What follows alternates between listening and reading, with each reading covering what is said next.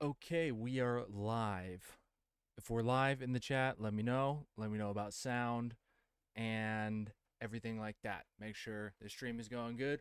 Welcome to another episode of Dead Reckoning. I'm your host, Dylan Magaster.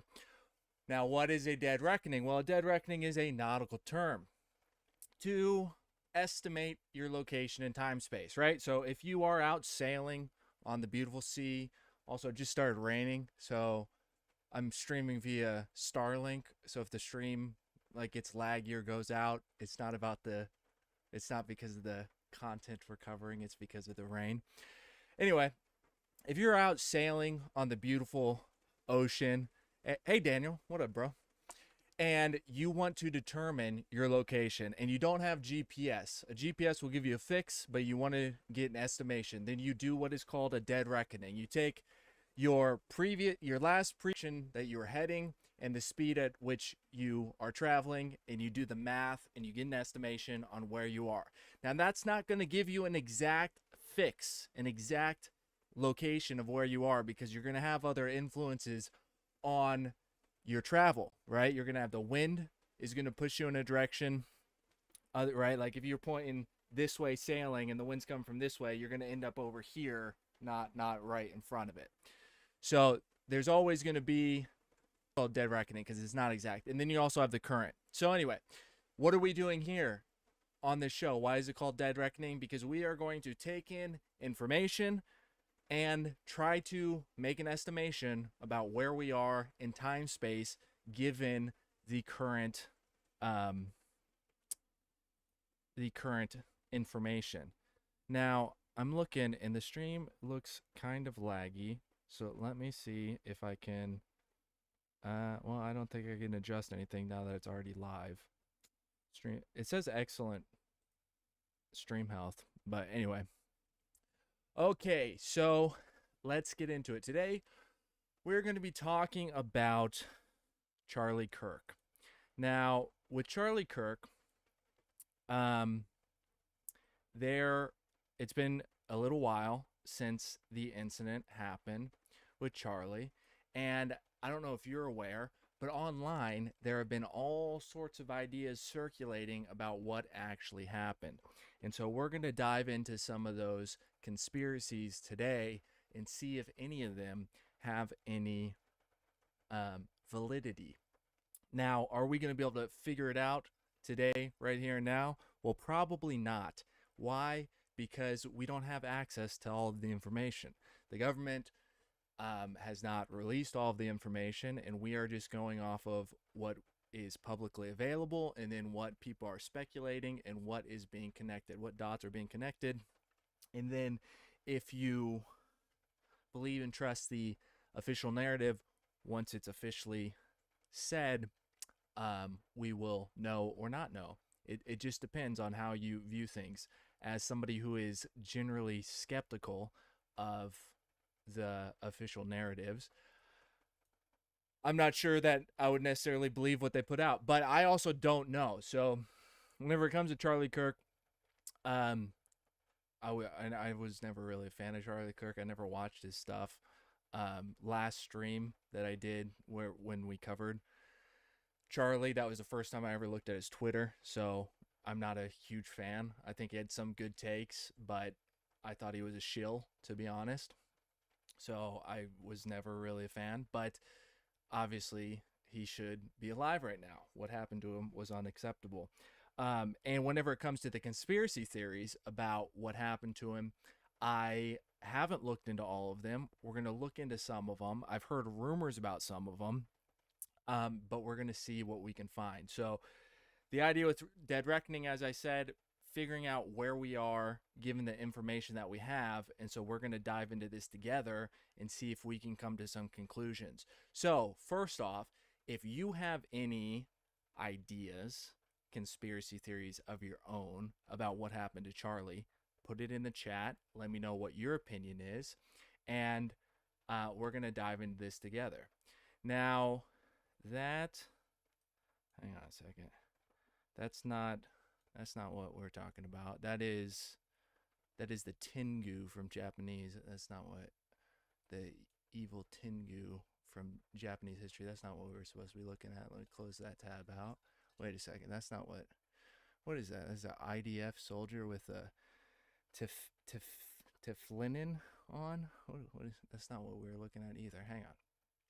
Sorry. Excuse that. That's not what we were supposed to be looking at. So before we get into this, because we will see that some of the conspiracies lead in some directions, I just saw something interesting today. Although this article is not from today, but I saw it today, that TikTok apparently banned the juice box emoji. And why? Well, because according to the ADL, it's anti-Semitic. So that's an interesting thing that's happened recently. Wait, what is this?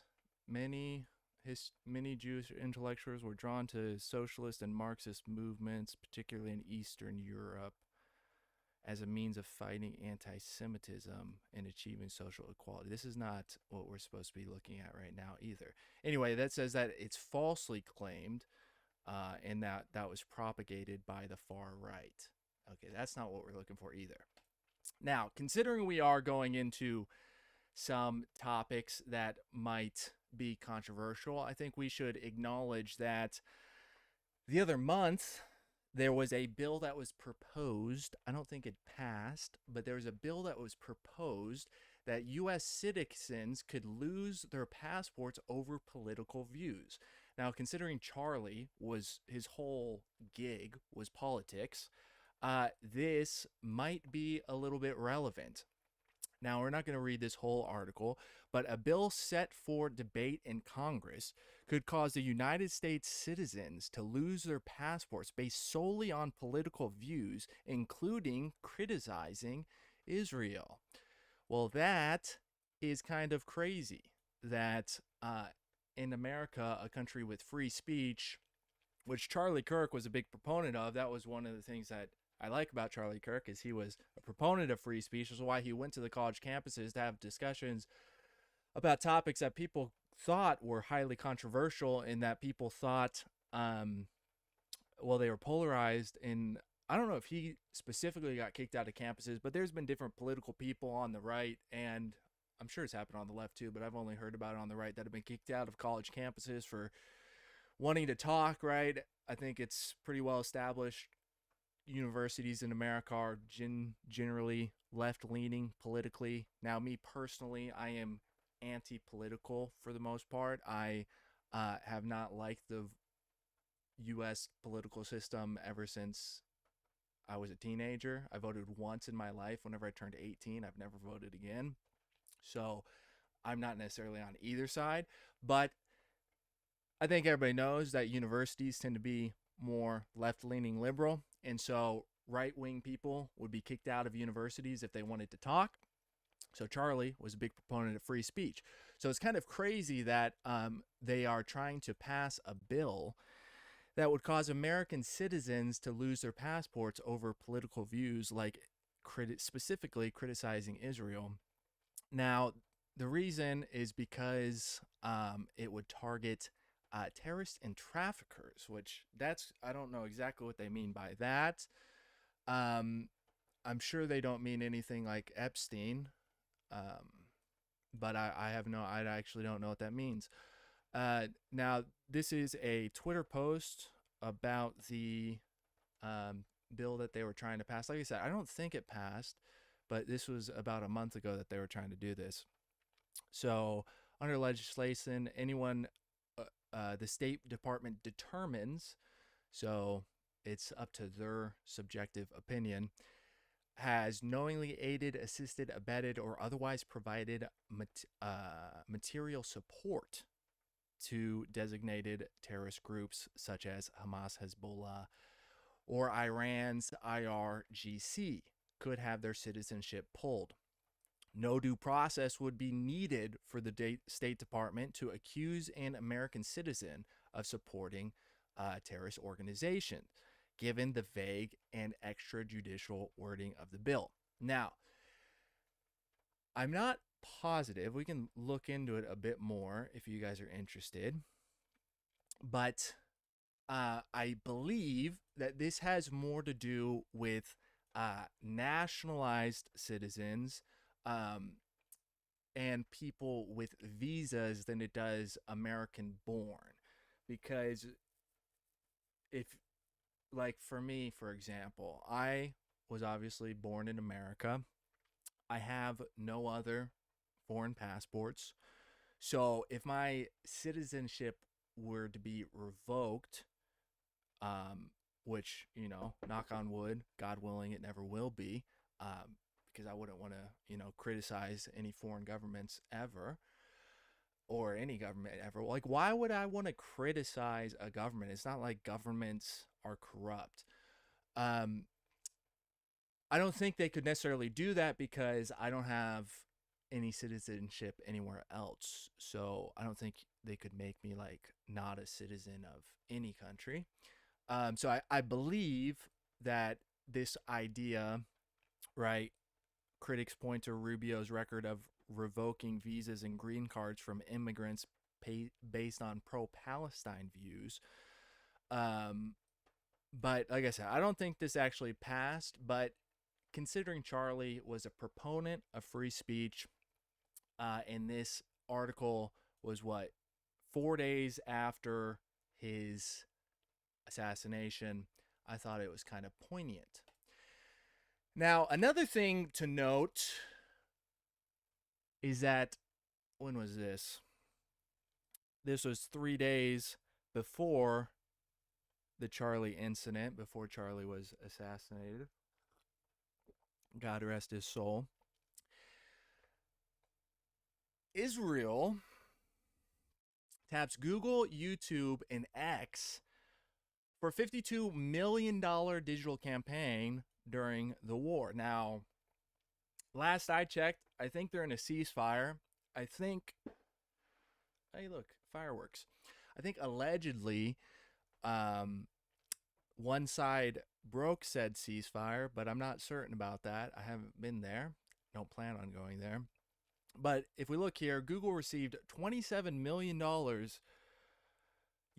$18 million, and X $3 million, and TEEDS, I don't know what TEEDS is, $4.2 million as Israel launches international digital campaign to counter criticism and promote government messaging, aka propaganda, amid Gaza war. So, let's look real quick. Come on, keyboard. Who owns... Well, YouTube is owned by Google. So who owns Google? Well, Google is owned by Alphabet Company. Okay, of course. Who owns Alphabet? Well, Alphabet is owned by Larry Page and Sergey Brin. Who are these guys? Well, Larry... Hang on a second. Sergey Brin, open that. Larry Page. Is that what Larry Page looks like? Co-founder of Google, is a centibillionaire. That's crazy. What? Million is 7 digits, so that means billion is 9 digits. So that means he has 11 digit network. That is crazy. Let's see, what is Sith saying? Charlie Kirk and Candace Owens have been known to do the diamond hand sign. Yes, I have seen that. Although, as somebody who is not affiliated with the free stoneworkers, sometimes I do sit like this in other things. So it is a comfortable way to sit, and you do have to get into, like, the Hindus have mudras, right? Like, you're an electromagnetic being, you're a circuit. They say your fingertips are like ends of the circuit, and if you, like, the Hindus have all different type of mudras that you can do. That's why they meditate like this. Some of them do it with this finger. It's because you're connecting different circuits, and so the idea is that whenever you connect them all like that, then you're completing a full electromagnetic circuit, and it like helps you think and things like that. So I know they've done those things. I've seen lots of people do those things. I know that's big into the conspiracy world. I don't put very much weight behind it because for a long time they were saying that this symbol was, associated with white supremacy. And I'm a scuba diver, so I do this all the time. And it was like, what, people would call me a white supreme because I do the OK sign underwater like all the time. So yeah, I get what you're saying with that. I do think that uh, it might be a little bit of evidence, but it definitely doesn't prove anything. Um, and yeah, you got to be careful with that because the handshakes are a little bit more like better evidence because the handshakes are a lot more intentional than necessarily the hand signs, in my opinion. Yeah, no due process. What a wonderful thing. Don't criticize the state. Created by the Red Shields with the Balfour Declaration of 1918. Yes, of course. See, now YouTube is changing. Even though, okay, so we got Larry Page here, and then who is this other one? Sergey. He's a Russian. He's a Russian and from Maryland. Wait, he was a researcher at NASA? Interesting. Anyway, so that's who owns Google, and they just took money from Israel to launch Israeli propaganda. And I don't have it pulled up right here, but let's just Google it. Trump crack down on, because everything gets labeled as this these days. Executive Order 13. Can you see that? Is my head blocking it? Hang on, let me pull up the. Yeah, you can see that. Let me just move my head right there. Executive Order 13899, combating anti-Semitism. That's 2019. But he said something recently. Fact sheet. Okay, this is from the White House, so this is good. This is from the source directly. Let's see what they say. Fact sheet. The president, Donald J. Trump, wow, I need to learn how to speak, takes forceful and unprecedented steps to combat anti-Semitism. This is the beginning of this year. Excuse me. Pardon me. Don't mind me. Looking like Destiny and his funded people might have had something to do with it. I haven't heard about Destiny's connection, but I wouldn't be surprised. You're talking about Destiny the streamer, I assume. Yeah, I haven't looked into Destiny, and I don't really care to be honest. He's kind of goofy. He can be entertaining for sure sometimes, but yeah, he's the best is him in the other side debating. That's when it's entertaining. Him on his own, I'm like, I can't stand it. Just like, in my opinion, Candace Owens, I cannot watch her content. It's like, we'll get into her later because if you've been aware of what's going on, then she released some text messages allegedly. They haven't been officially confirmed, but allegedly she released some text messages that we'll talk about. But okay, so the beginning of this year, so the start of Trump's administration, expanding on his Executive Order 13899, President Trump's new order takes forceful and unprecedented steps to marshal all federal resources to combat the explosion.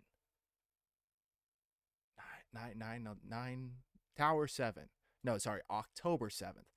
The explosion of anti-Semitism on our campuses and in our streets since October 7th.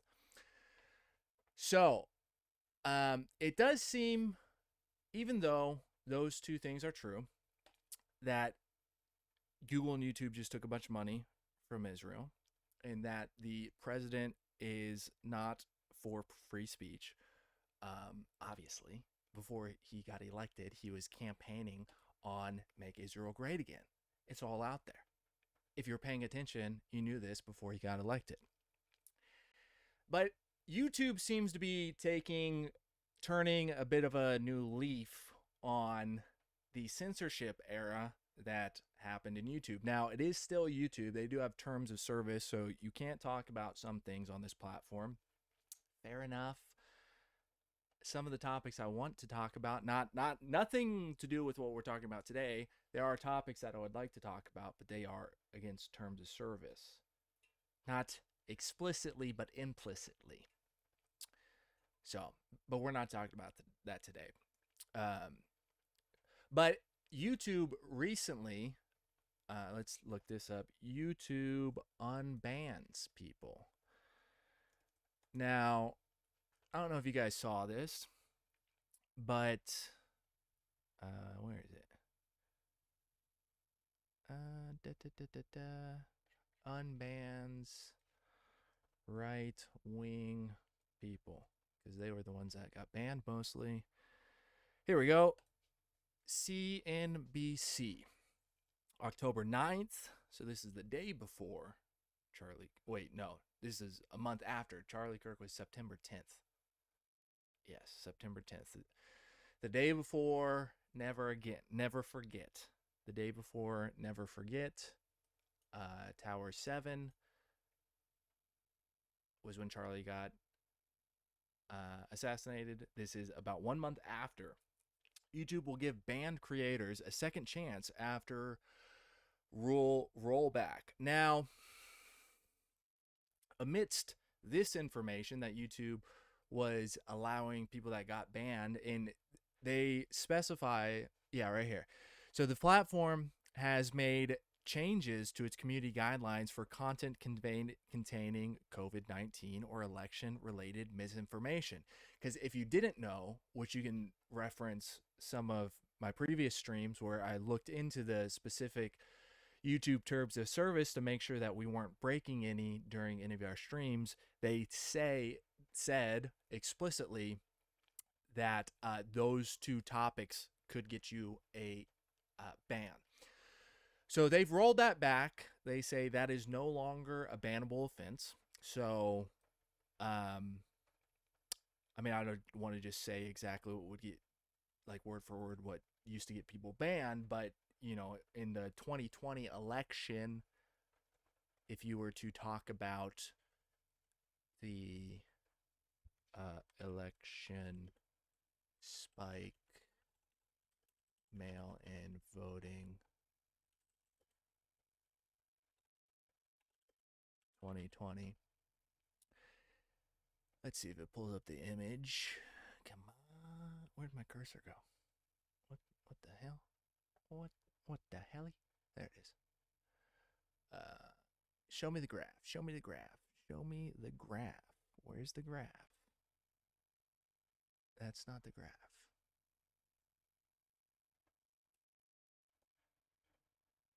Okay, well, it's not coming up, but I think you guys know what graph I'm talking about.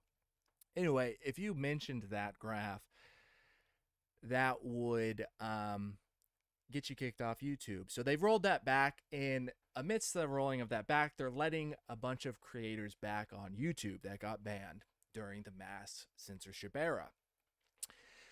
Now, what's interesting about that is 2 creators were not allowed back on.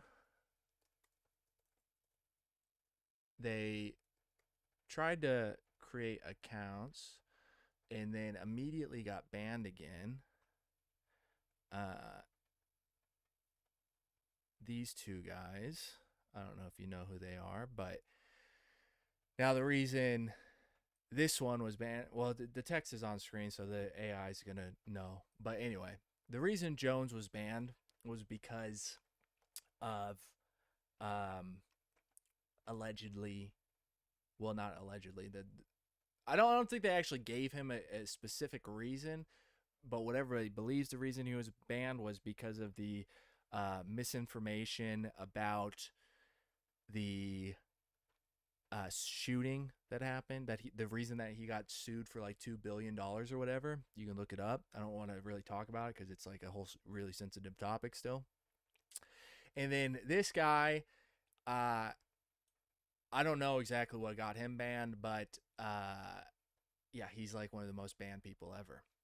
He's on Rumble now, so if you are, and actually, like, his clips are all on YouTube. So the reason I'm even like willing to pull up his name on screen now is because his clips are all over YouTube. He used to be so banned that if his face showed up in somebody else's channel, they would get banned too.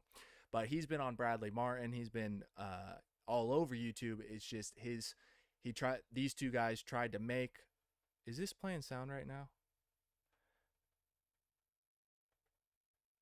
These two guys tried to make new YouTube channels and then got banned again. So even though YouTube is rolling back censorship, people are still not allowed back on the platform. My point in saying this is one guy specifically, who I don't know if you guys know him. I don't really care if you like him or not. It's not irrelevant to what I'm about to say. But as far as I'm aware, let's just check to make sure that he's still on YouTube. Because I checked the other day and he was still there.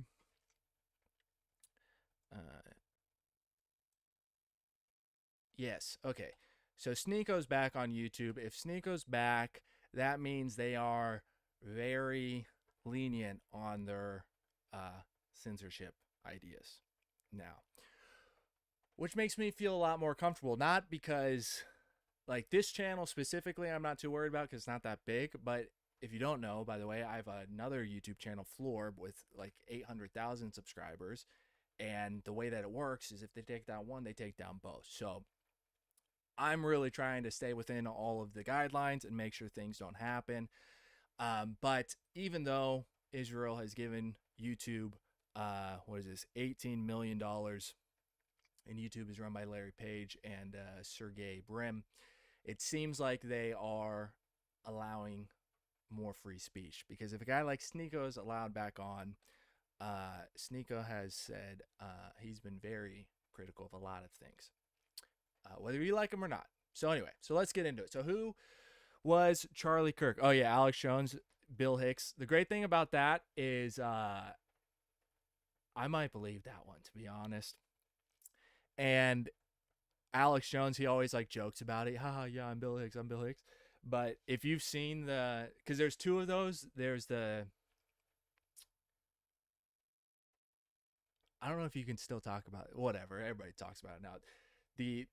There was one YouTube channel that did a whole like 30-40 minute breakdown on why Alex Jones and Bill Hicks are the same person.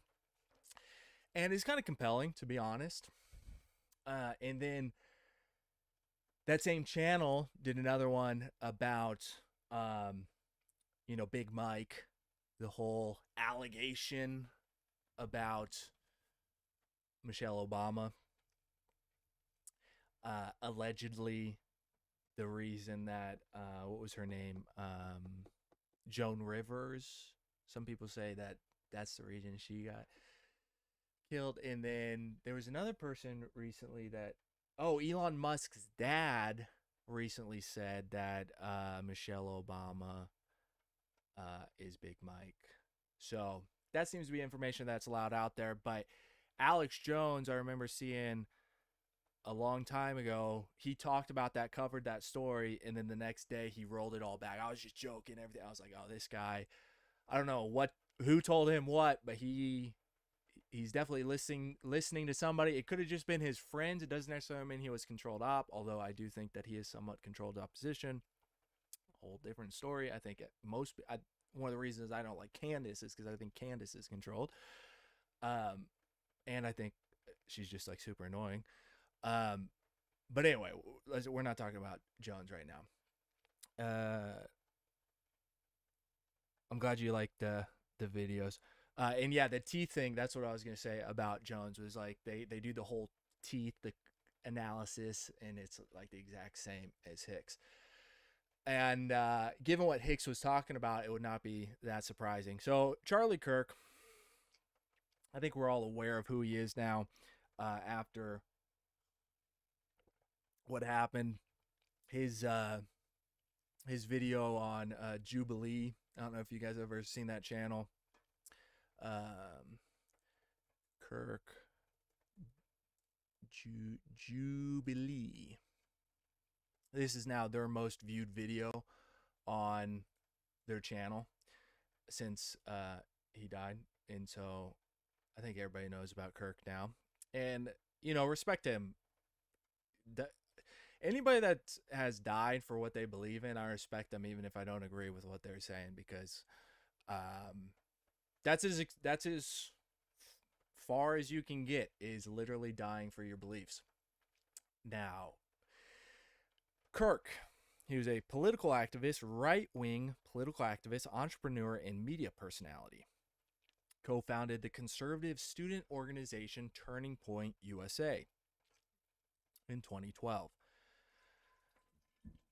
Wow, in 2012, he must have been like just coming out of high school, because he's 1993, so he was 32. Well, now he'd be 32, I think. Yeah, now he'd be 32, but he was 31 years old. Until his assassination. Now, something about this was people were pointing out on Google, and they've changed it now, but the AI didn't say that he was assassinated. It said that he was killed, while saying other people were assassinated. So that was one of the things people were pointing to, like, yo, what is this? This is great. Like, obviously he was, like, it's obvious. We all saw it. Published a range of books, and hosted the podcast The Charlie Kirk Show, a key ally of Trump. Now, this is important that he was a key ally of Trump, because if you know about Trump, then you know that Trump really works with the media. Now, whenever Trump ran his first time in, 2016, the media was against him. Everybody was pretty much against him. That's why it was so shocking that he won, right? Now, a lot of people thought he was going to win, but the general consensus, he wasn't going to win. Nobody liked him, right, left. The 2020 election, he was still very controversial, and a lot of the media was against him, but the right-wing media and some of the left, they were starting to give him a little more favorable shakes. Now, not great, because he still got hit with all of those lawsuits and everything like that, which, whether you think he was guilty or not guilty, is irrelevant. Saddling a previous president with a giant amount of lawsuits is, like, kind of unprecedented, whether you think they're criminal or not. Like, I think plenty of presidents probably should have been hit with a bunch of lawsuits, but they weren't. So just the fact that he was is different. But then whenever it came to the last election, the coverage on him was completely different than what it had been previous. In fact, I think that he was the media favorite, because after that debate with him and Biden, right before Biden stepped down from running, right after that debate, even the Democratic media outlets were like, Joe Biden is not it. Like, everybody turned on Biden. It was crazy to watch, but they all turned on Biden. So my point is that, especially recently, he's been very good with the media, but Donald Trump is a media person. He's done his whole career in media and entertainment. So having a guy like Kirk, who is a political media personality, arguably a propagandist,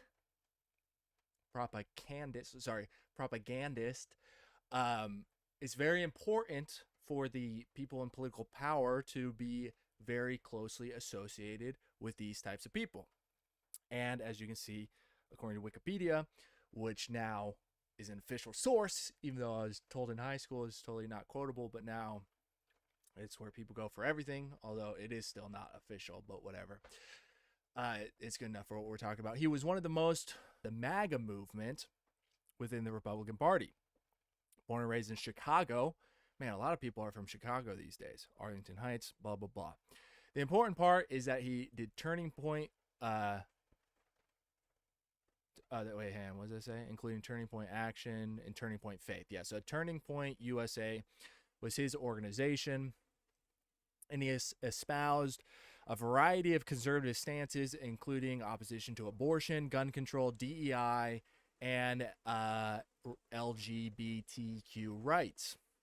Let me know in the chat, is the rain too much? Because if it is, I will get closer to the speaker and turn down the volume, and we'll have more of like an ASMR type of thing. Over time, he became aligned with Christian right and began advocating for Christian nationalism. Now, I haven't necessarily heard anything from, personally, heard Charlie espouse Christian nationalism opposed to white nationalism or white Christian nationalism, as some people promote. But apparently that's what they're saying that he was promoting. Now, the thing is that Charlie Kirk was called a white supremacist by the left wing, which is crazy because, in my opinion, Charlie Kirk is a very moderate right wing person. Now, it says that he opposed LGBTQ rights, but if you've been paying attention to politics your whole life, like me, so 25 years since I was old enough to, okay, I didn't start when I was 5, but a little over 20 years I've been kind of watching how things go. But under Obama, that's when gay marriage was made legal.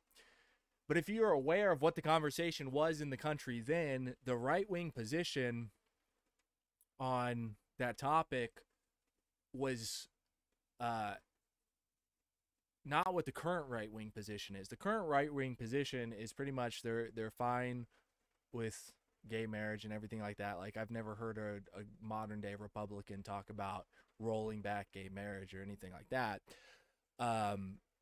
So whenever it says that he was critical of LGBTQ, I think that basically just means that he was critical of like some trans stuff and about like the whole trans people in women's bathrooms and that kind of stuff. Because back in 2012 or 2012, whenever Obama got elected, the whole discussion was that if we, as a country, the right wing people were saying that if we allow for gay marriage, they were arguing the slippery slope. They're like, we can't allow this to happen because if we allow that to happen, it's going to lead to more degeneracy, and then it's eventually going to lead into justifying PDF files. I don't know exactly what words you're allowed to say on here, but you know what I'm talking about. They were saying that's what the right-wing people were saying back in 2012. Nobody is, making that argument that we should roll all that back now. So it is, in my opinion, undeniable the right has moved left. And that's why I say Charlie Kirk is like a moderate. Not just for that specific reason, but that's an example. But he was called a white supremacist, far-right nationalist, all that type of stuff. But I think, personally, if you look at the political spectrum, he was not very far right at all. What's this say here? His more controversial views include criticism of the Civil Rights Act and of Martin Luther King. So maybe that's why they called him a white supremacist and a racist. I've never heard him talk about that, but that is one of the topics that you're not really supposed to talk about on YouTube. Now, I think you might be able to explain it, but you cannot like openly support that idea. I don't know exactly. There's parts within the guidelines that if you talk about that too much, they might fall under the guidelines. So I don't really want to go into that, but they're saying he was promoting that. I've never heard him talk anything about that in my experience, but I'm not super experienced with Charlie. So let's move on. That's who Charlie was. Now, what is this? What? I don't know what that is. New York Times. Okay, so Charlie Kirk. What do we got going in the chat? The Overton window has moved to the left.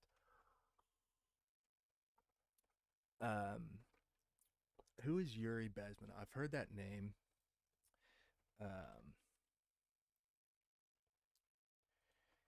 Yuri Bez. Minov. He's a Russian. And what was he known for? Was he known for what I think it was? His father, high-ranking Soviet officer, inspecting. Where are his ideologies? And one of the reasons I'm not super political, right or left, one, because I think it's two wings of the same bird. I've thought that for a very long time. It just took me a little while to kind of figure out who exactly the bird was, or what group, what oligarchic. Because for a long time, I've said this for a long time. I think it's like a corptocracy, that it's the corporations that run it, but corporations are run by people. So even that concept still falls to an oligarchic system. But what was his? He lived in India. Okay. But yeah, I haven't read Yuri, but the Overton window has definitely moved to the left. So, what is this page here that I pulled up? So that's just a Google search of Charlie. Now this, okay, we're going to get into this later because this is like almost schizo level conspiracy theory, but it's really, really, really interesting. So we will get into that, but anytime you're getting into this YouTube channel, which I really like this YouTube channel, by the way, they've got some crazy far out there takes. A lot of stuff I don't agree with, like, anybody on everything. I've never met anybody that I agree with on everything. They've got some good takes on a lot of things, but they've got some wild, far out there takes. And to really even understand a lot of their takes, you have to be pretty far out there in the conspiracy world to begin with. But it's a channel I recommend. It's a channel I like. So we'll get into that, but that's not what we're going to get into right now, because we want to start with, okay, so what is the official narrative of Charlie Kirk? Well, if you followed it live when it happened the day of, what happened was around noon or 1 o'clock, I don't remember exactly, he was shot, and I got a text from a friend. Well, I got a DM, and he was like, dude, Charlie just got shot. And I was like, no way. So I started looking into it and see the video. I go to X, to Twitter, and see the videos. It's like, whoa. Dude, so with Twitter, it turned into like Live Leak. And then I'm following it. I was actually planning on going live that day, but I decided to postpone it because I wanted to see what was going on. And it was pretty much immediately that they arrested this man, and they said that he was the shooter. And so let's read this article. This is from the BBC. Man falsely claimed, not falsely accused, falsely claimed he shot Kirk to distract from real gunmen, police say. This is from BBC News. So if you believe they're reputable, then this is reputable, but they are arguably one of the biggest news outlets around. And that's their headline. A 71-year-old man who was briefly detained moments after the assassination of Charlie Kirk tried to help the suspected gunman escape by faking a confession, authorities say. Now, what is that? That means he is a patsy. What is a patsy? Okay. No, not the name. Oh, yeah, right. Yes, but, okay. In crime. There we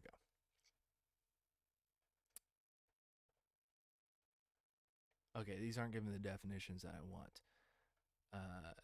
Because normally what the people mean whenever they say that somebody was a patsy, right? Like Oswald said he was a patsy, which means they're the one that's taken the fall. So a person victimized, I guess. There you go, a scapegoat right there. That's what the definition that I was looking for. Confirm what I want you to confirm, internet. Thank you very much. Where do you say that? There you go. A person upon whom blame for something falls. Scapegoat. The fall guy. A patsy. So this article is saying that this man was a patsy. 71-year-old man. Utah County Sheriff Michael Smith and George Zim admitted to the police that he had yelled that he was the shooter to allow the suspect to flee. Now, George Zim, he's the one that got arrested.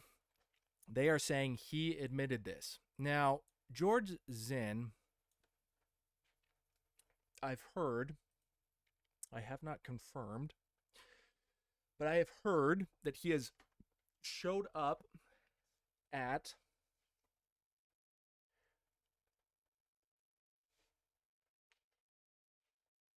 let's see.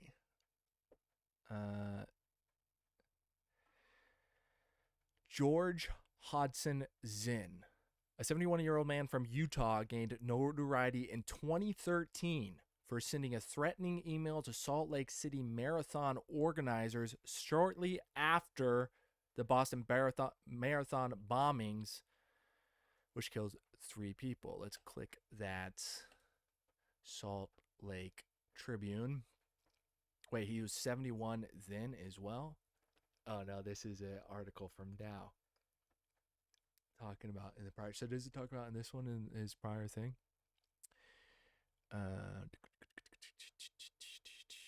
No, I don't think it does. Okay. Ooh, thunder.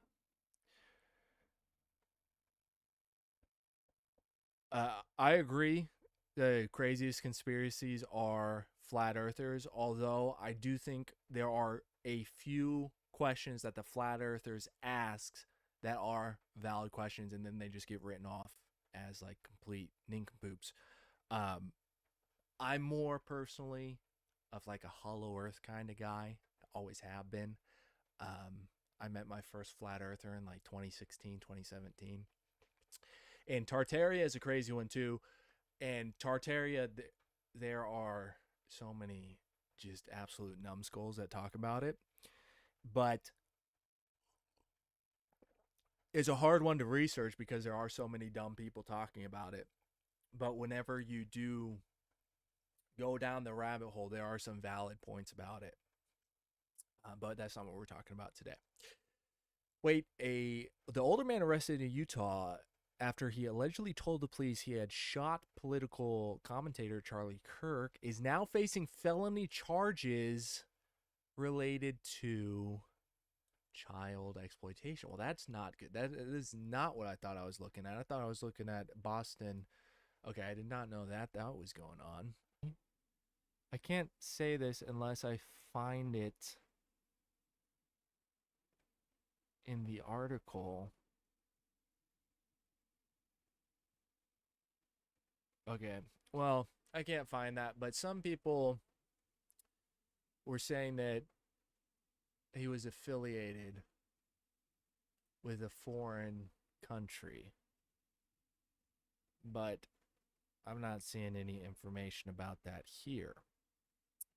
And I don't necessarily want to directly search that right now. But that's crazy that he was a patsy that he said himself, according to that article, that he was there to allow the shooter to get away. And like I said, some people say he has affiliations. Either way, is a history with another terrorist attack, which what happened to Charlie isn't considered necessarily a terrorist attack. It's a assassination, political assassination. And that he's recently been arrested. And what happened in Boston, if you've been down that rabbit hole, then you know that that is a whole rabbit hole. Wait, am I back? It said chat disconnected. Mic check 1 2. Started raining harder. Open widget. Oh no. Come on, YouTube. Okay, it seems to still be going through. It just says that chat's disconnected, but okay. I'm gonna keep going. If it's not going through, then it's not going through. Okay. So let's look at this. So the second guy that was arrested the same day as the assassination, manhunt undergoing. Wait, where is the actual article? What is this? Okay, that's not. There's a second guy that was. Is this the article? Yeah. Okay. Charlie Kirk, founder, honoring his life. Tell me about the guy that was arrested, please. No. Okay. Let's see if we can find him. Second man arrested after Charlie. And they did. This is the one that Kash Patel, the head of the Central Intelligence Agency, put out that he was, we got the killer, like, we got him. After arresting this second guy, which now I can't find him. I thought I had an article pulled up about him, but apparently not. But anyway, he was arrested and then let go. But that was the one that Kash Patel put on his Twitter, like, we got him. Nobody needs to worry. We got the guy. Don't worry about it. And then they're like, okay, lol, JK. We don't have the guy. They put out that photo of who is now arrested, Tyler, of him walking up the steps. And this one. And they basically asked the public, like, we don't have any idea who this guy is. Does anybody know? Now, this is the official photo. This is not the one enhanced by AI. There is one floating around that has been digitally enhanced by AI. Where's the photo? Dude, the internet is so dumb sometimes. Show me the photo that we were just looking at, but in bigger. Okay, well, actually, we do want that. Open a new tab. Is this the one? No, that's just close up of the shirt, right? Yeah, nope. Nope. Well, this is what happens whenever you look for things live. Okay, there we go. So this here. What the hell? Where'd you go? There we go. Is the photo that was put out, and they were asking everybody to find this guy. Now, the guy that they arrested is this man right here, Tyler Robinson. Yeah, Tyler Robinson. Let's pull up his photo. Don't play. No, I just want his photo. Tyler Robinson. This guy right here. Since these are both blurry pictures, we can kind of look at them. You can make your own determination whether or not you think that looks like that. I don't have them side by side. The image that's been floating around that is enhanced by artificial intelligence, so I don't think it could be used in court or anything like that. Once it's enhanced, personally to me, it does not look like the same guy. But this is the original photo they're going off of. Now, from there, they arrested Tyler Robinson. Now, where'd it go? There we go. Tyler James Robinson. And remember that name, because this name, Tyler Robinson, is going to come into play whenever we get to this. And just a little teaser here, says this movie predicted Charlie Kirk's assassination 1998. It's a long time ago to be predicting that. Now, also, what some people have pointed out is that if you've seen the video that I made on this card deck, right, this is the Illuminati card game that I did a whole unboxing. The video is like 2 hours long, where I go through all these different cards, right? Like, you open it up, and this is the first card you see. Come on. Is it focus? Can you see that? Basically, it says, God, I hate Newspeak. Self-canceling squad. And then it's got the Vatican City. It's got, Prince Charles. It's got vampires. If you haven't seen the video, I recommend it. I filmed it quite a while ago, so there are some, in my opinion, there's things that I look at and I watch it and I go, I don't actually agree with that take anymore, but such is life. That's what happens whenever you're a human. You learn new things and develop your opinions. Which I can't remember what book it was I read. But he like Thoreau, maybe, I don't know. But there was a quote, and he says that here, let me pull up the big screen.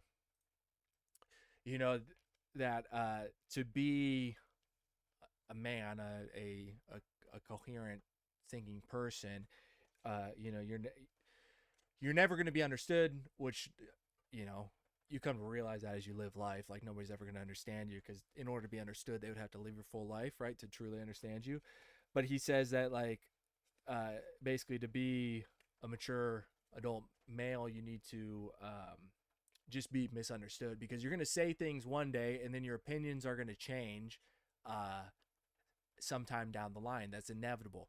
So what you need to do is you just need to speak what you believe to be true at the moment as well as you can, and then just live misunderstood, because that's how the world works. So yeah, when I made this video about the Illuminati card game, there are some things in there that I didn't actually agree with. Now, oh, it's not in this one, it's in the other one, which is actually in a box. But I'll pull it up because I think it's actually one of the first cards in the video. And then you can see the comments that I'm talking about as well. Give me just 1 second. YouTube. Illuminati card game. Let's see if it, how well am I doing in SEO, because I'm not logged in here. Oh, I don't even have number 1. Dang, where is it at? Where is it at? Are you serious? I'm not even on the first page. Come on. How embarrassing. Unboxing. Seriously, I'm not what? How is that even possible? Where is it? I gotta type out my whole name.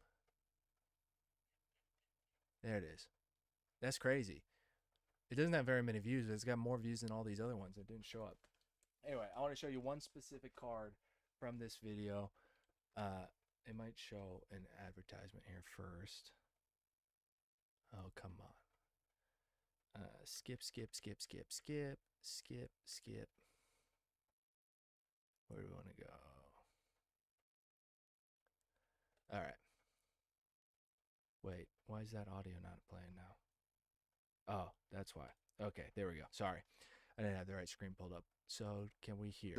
A lot of them are true. You know, you've got Tuskegee, MK Ultra, JFK, which okay isn't technically proven, but implicitly proven. But anyway, this video is gonna be. Am I sitting here talking to nobody? No, it's still going, but it says chat's down. Oh, come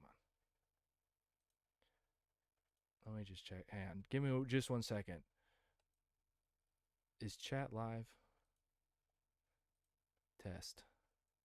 Okay, chat is live. I think.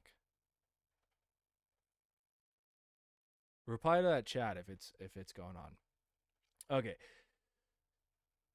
Now, a bit different than anything else on this channel, but we're gonna go with it and see what happens. And we're gonna do an unboxing. Can you hear this video? Because what's funny is these two packs of cards actually came in the same box. I don't know why they're like this, but play through my headphones.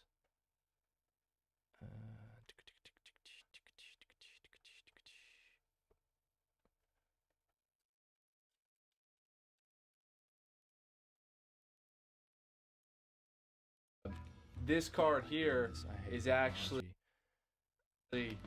this card here is one of the reasons I bought the deck to begin with. Okay, now give me a high quality image so that they can see this.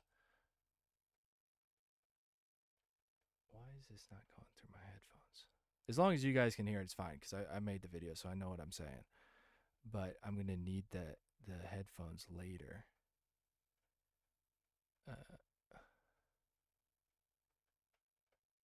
let's play that.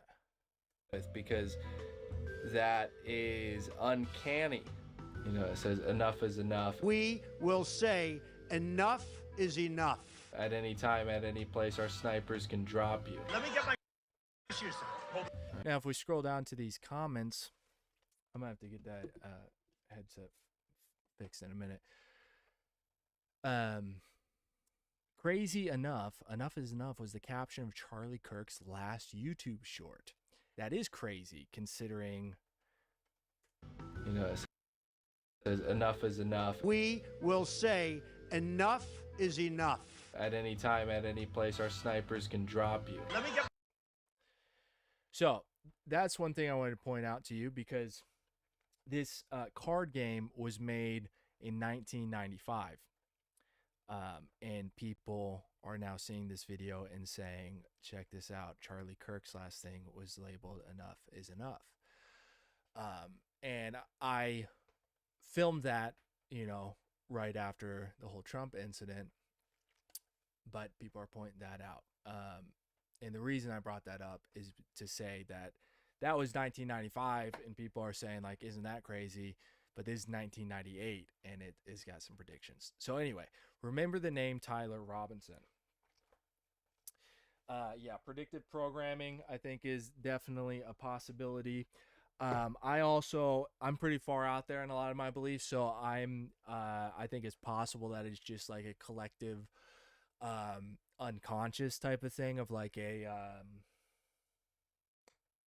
self-fulfilling prophecy type of thing, right? Like, people have been prophetic in the past before by connecting to like divine intelligence. So I'm open to that idea as well, but I'm open to both ideas. It's just hard to say. And whenever we get into this video in a little bit, you'll see kind of how crazy it is, because yeah, we'll get there. But anyway, Tyler Robinson, he's the one that's been arrested. Right now we're still on the official story. He's 22 years old, right? 22, that's master builder number in numerology. 22, right? You got 11, 22, and 33 are considered the master numbers. 22 is considered the master builder number, but he was 22 years old. He was from Washington, Utah. Accused, right? He's not been found guilty yet, of the assassination of the conservative politician, commentator Charlie Kirk. Now, Robinson turned himself into the authorities on the evening of September 11th, you know, remember Tower 7, after a 33-hour manhunt. A 33-hour manhunt. Isn't that just convenient? A 33-hour manhunt. Now, it's not like I just said that 11, 22, and 33 are master numbers, and that 33 is the highest degree of free stoneworking. It's just a coincidence that he was arrested, turned himself in 33 hours after the manhunt began. You said the real number you heard was 39 is when he turned himself in. I wouldn't be surprised if that's the case, but everything I've seen, and I remember seeing it the next day, that everything said 33. Now, that could be a skewing of the media, but let's see what this article says. Why is this article so formatted like this?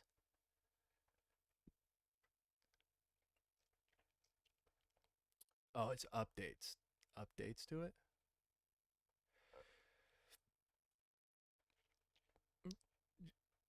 Just, bro, this is horrible formatting for an article.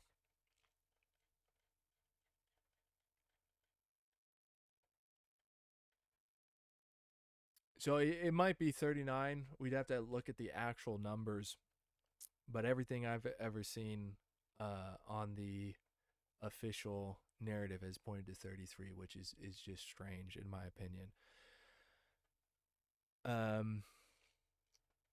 We'll get into his note here in a second, because that has to be looked at. Yeah, that's not saying anything. But it is kind of crazy that right here on the AI, and this is Brave, this isn't Google, so this is a little more neutral, allegedly. But we've got two numbers here. Now, according to, what does this say? Following arrangements made by his parents and a retired detective from their Mormon congregation. So the guy was Mormon. I don't think Mormons are allowed to be trans. I don't think that is part of their thing. Now, Tyler wasn't trans, but apparently he was dating a trans guy or going to be a trans guy. I don't know. Or trans, I don't know, whatever. You know what I'm saying? A guy that was going to become a lady or trying to become a lady. Basically, Tyler was gay. Governor Spencer Cox confirmed Robinson as the sole suspect the following day. According to a probable cause statement, DNA consistent with Robinson was found on the trigger of a bolt-action 30-06 rifle used in the shooting, which was discovered nearby. Now, I don't know if you guys know about rifles. I'm not a master whenever it comes to rifles or marksmanship or anything like that. But a 30-06 is, my father has one of those, and that's what you use to take down a deer. And you can absolutely drop a deer with a 30-06. You can penetrate it through the torso. That bullet will come out the other side of that deer through its torso, no problem. It is, from what I understand, very, very rare that a 30-06 bullet is going to get stuck inside of a deer. Just keep that in mind. A 30-06 is a very powerful rifle. Like, what? Let's just search. What can you take down a moose with a 30-06? Yes, you can successfully take down a moose with a 30-06. So that's powerful. Moose are big. Let's see. Can you take down a bear?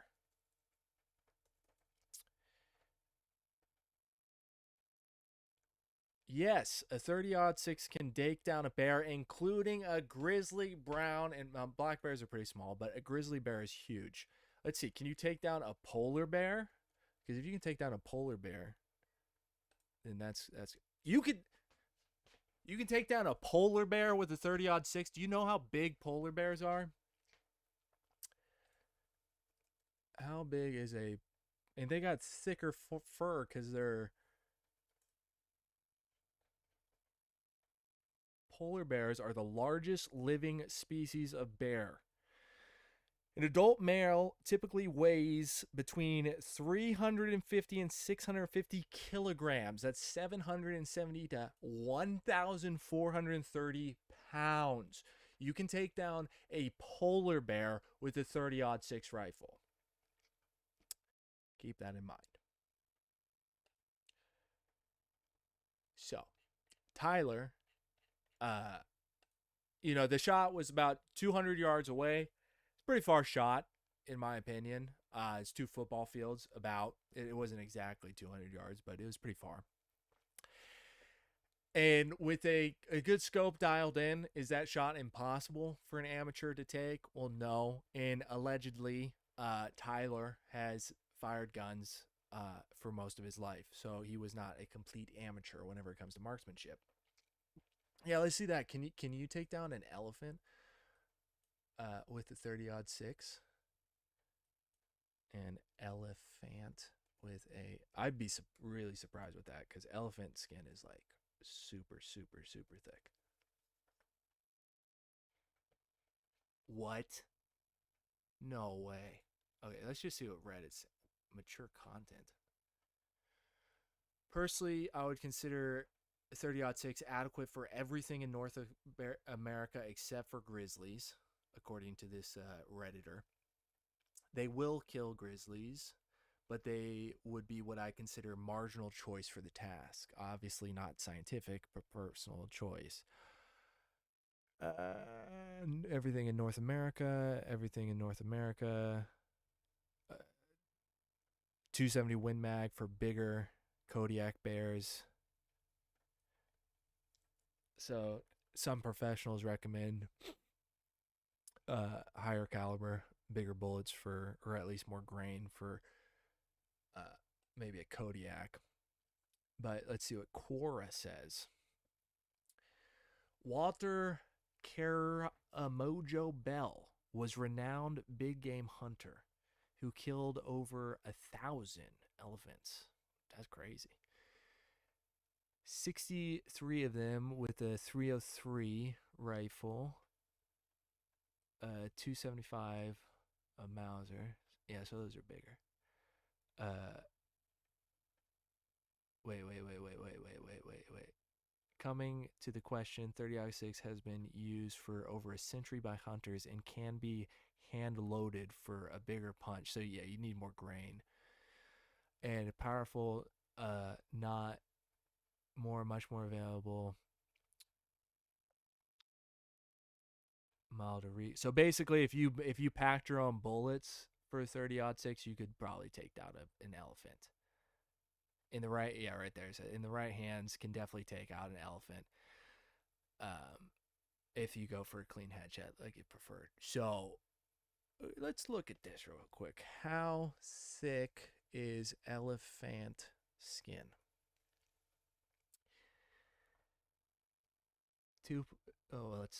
Let's click into the link to make sure that's accurate information, that I'm not just reading off the headlines. Okay, elephant skin fact number 1. An elephant skin can weigh up to that's insane. Just their skin is 2,000 pounds. That's crazy. 2.5 centimeters thick. That's nuts. 2.5 centimeters, like half an inch. 2.5 cm to inches. It's almost a whole inch. So that thick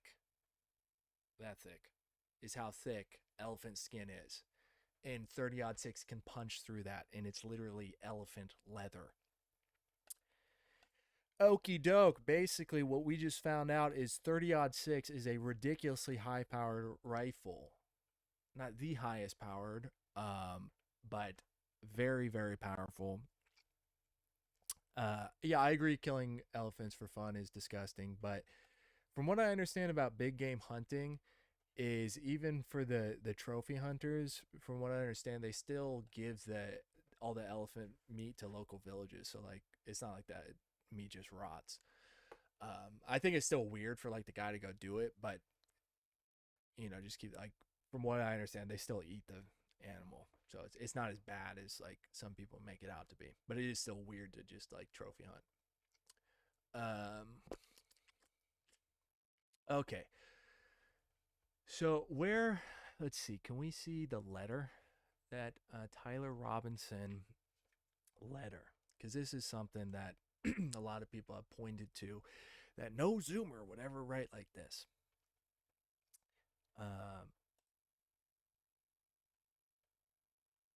Let's see what this video says. Calling case 251-403-576, State of Utah versus Tyler James Robinson. Could you state your name? Tyler James Robinson. So, Mr. Robinson, you have a right to an attorney. If you cannot afford one, the court can appoint an attorney to represent you. Okay, well, that was absolutely nothing. I'm trying to see if I can get the audio coming out through my headphones, but okay. So the man suspected of killing conservative commentator Charlie Kirk is, show me, the unnamed roommate left a confession under his keyboard after last Wednesday's shooting. Authorities have said the unnamed roommate was a biological male who was transitioning from man to woman and was in a romantic relationship with the defendant. But I think they said that he was Mormon, so that's definitely not kosher, or whatever the Mormon form of kosher is. Here's the full record of a series of text messages. Robinson, drop what you're doing. Look under my keyboard. When the roommate looked under the keyboard, there was a note that allegedly read, I had the opportunity to take out Charlie Kirk, and I'm going for it. What? You're joking, right? I am. I am still okay, my love, but am stuck in Orem for a little while longer yet. Shouldn't be long until I can come home, but I gotta grab my rifle first, still. To be honest, I had hoped to keep this secret till I died of old age. I am sorry to involve you. Well, okay. Why are you talking about it then if you meant to keep the secret? You just caving under... I mean, honestly, he could have just caved under pressure. To be fair, I'm sure he was stressed if he did that. Allegedly. Like I said, this is still alleged. He hasn't gone to court yet. You weren't the one who did it, right? I am. I'm sorry. I thought they caught the person.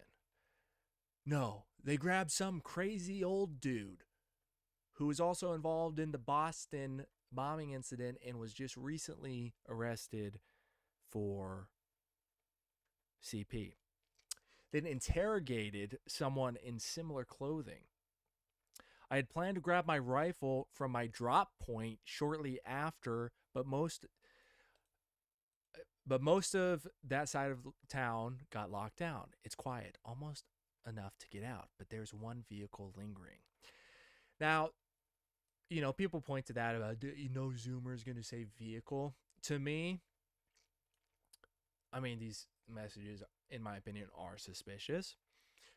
But if you're a LARPer and you're LARPing as some badass that just, well, he's not actually LARPing because according to this, he did it, right? Like if he actually did do that, then he's like, you know, LARPing as some soldier or whatever. He might talk like that, but it is odd. Why? Why did I do it? Yeah. We need a clear we need clear written confession and motive, please. Yeah, I had enough of his hatred. Some hate can't be negotiated out. If I am able to grab my rifle unseen, I will have left no evidence except for a series of text messages of confession and motive. Going to attempt to retrieve it again. Hopefully they have moved on. I haven't seen anything about them finding it. How long have you been planning this? So now that we have a confession and a clear motive, how long has this motive been? A bit over a week, I believe.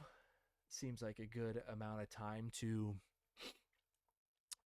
orchestrate that.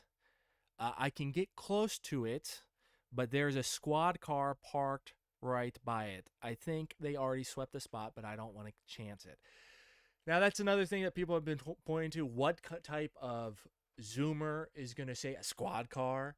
And I saw one, I don't know who posted it, but they were like, a squad car is what people in the squad call the cars. Like, no civilians call it a squad car. Literally nobody. I've never heard a civilian call it a squad car. I've heard them called police cars. I've heard them called popo. I've heard them called what else? You know, well, this isn't if people are joking about the fuzz, but heard them called red and blues, but I've never heard any civilian refer to it as a squad car. Hey, yo, there's a squad car over there.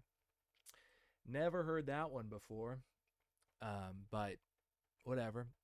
I'm wishing I had circled back and grabbed it as soon as I got my vehicle. I'm worried what my old man would do if I didn't bring back Grandpa's rifle.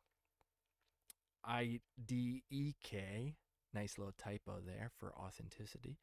If I had a serial number, but it wouldn't trace to me. It would trace to my grandfather or father, apparently. I worry about prints. I had to leave it in the bush where I changed outfits. Another convenient thing to say, right? This is another thing people are pointing to, that maybe this official narrative isn't as forthcoming as we are told it is, because the official narrative, according to what I've heard, is that he was on the rooftop, right? And we'll pull up this video. He was on this rooftop, made the shot,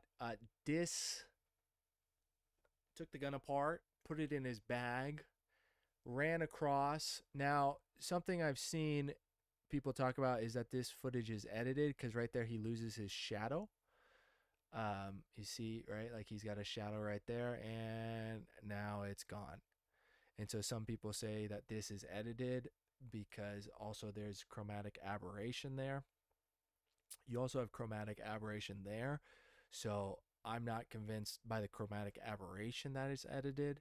The loss of the shadow could be because this is a security camera. It doesn't have a huge dynamic range. So if you don't know about cameras, dynamic range is the amount of light that they can take in at a point, right? Like how much in the shadows and how bright can it capture all within an image.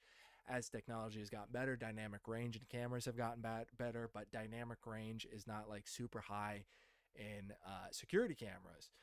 In film cameras, it's a lot higher. But the point being is at the very top of any dynamic range in a camera, you have the whites, the blowout point. It's known as 100 on a waveform. Once the luminance of the light gets above 100, then it's clipped. All information above that brightness is now lost and not saved into the camera. That's why whenever you're filming, exposure is so important, because you don't want anything clipping, because you can't save that, right? Like if a clip is a little bit too bright, you can make it a little bit darker. If it's a little bit too dark, you can brighten it up a little bit. But if information is clipped, you don't have that information anymore in the image, so you can't save it. So even if you bring it down, it's still just going to be blank white. So this argument that there's no shadow there, and that's why this clip is edited, in my opinion, is not definitive proof, because that could have, if that's white, it's clearly a sunny day. These vehicles look like they're blown out. They look clipped, right? Like there's no detail on those. Like you can see the ridges, the form in the hood here and here. You can see the form of the hoods on all of these other cars. On this white vehicle, you can't see any information on the hood. Here you can see there, but that's because there's a shadow. You know, you can barely tell that spoiler because of the shadow. All that information is lost. Some of that rail there is even lost. So basically what I'm saying is all these white vehicles look like they're blown out. So it's possible that that was so bright that the shadow was also blown out. Because of that and because of the chromatic aberration, which if you don't know what chromatic aberration is, it's this purple here, this purple here, this purple here. Chromatic aberration, you get purple and green chromatic aberration, and I don't know exactly how it works, why it works, but it's an artifact that you get whenever it's always on edges of things. And I think it has to do with the sensor, right? So like I actually don't know, so I'm kind of making this up, but thinking about how chromatic aberration works, because it's always magentas and greens, I would assume it has to do with the sensor of the camera. But basically, like lower quality lenses are going to cause more chromatic aberration in an image, right? So on like any of my cameras, you want to have higher quality lenses, and you're going to have less chance of chromatic aberration. Now, you're also going to have a higher likelihood of chromatic aberration at the corners of the image, just because of the way that lenses work. The highest quality image is always going to be in the center of the lens. Around the edges, that's where you're going to have the most distortion in chromatic aberration. And so basically what I'm saying is people say that this chromatic aberration here is because of a mask, that it was edited and that's why that's there. But you can also see it here, and chromatic aberration is normal in cameras. Higher quality, not as normal, but this is a pretty low quality security footage. So people say that those are like definitive proof that those are the two things that are like definitive proof that this image is edited. And I'm just giving two possible explanations for that. Am I saying this video is not edited? No, I don't know. It could be edited. Something else. What was the other thing they pointed out? I saw two things I can remember. But anyway, so he climbs off the roof. He broke the gun down, put it in his backpack, climbs off the roof, jumps down. He's wearing this. That's his backpack there, right? Runs off, runs into the woods, changes his clothes, and then reassembles the gun, the rifle, and hides it in a bush, wraps it in a towel. Now, the crazy part about that is not necessarily, in my opinion, the changing of clothes, because that seems like a logical thing that you would do, is you would change clothes. But disassembling and then reassembling the rifle seems very weird. So here he says that's where he changed outfits. Didn't have the ability to bring time to bring it with. I might have to abandon it and hope they don't find prints. How the expletive will I explain it, losing it to my old man. The old man thing is another thing people are pointing to of like, dude, no Zoomers talk like this. I mean, I agree. Not a lot of people say my old man, but it's not that odd. I've said my old man plenty of times. If he's Mormon and he's in a homosexual relationship, there's a possibility that he says things like my old man so that he doesn't have to, like, there's like a mental distancing thing. He doesn't want to say my dad, so he says like my old man, and it's like a little more what's the word, like nonchalant type of thing. But people point to that for why they say that these messages are fabricated, because that's what some people are saying in the conspiracy world. Only thing I have left was the rifle wrapped in the tower. Remember how I was engraving bullets? That's a crazy thing to say in a text. The expletive messages are mostly a big meme. If I see notices bulge, ooh woo woo, on Fox News, I might have a stroke. All right, I'm going to have to leave it. That really sucks.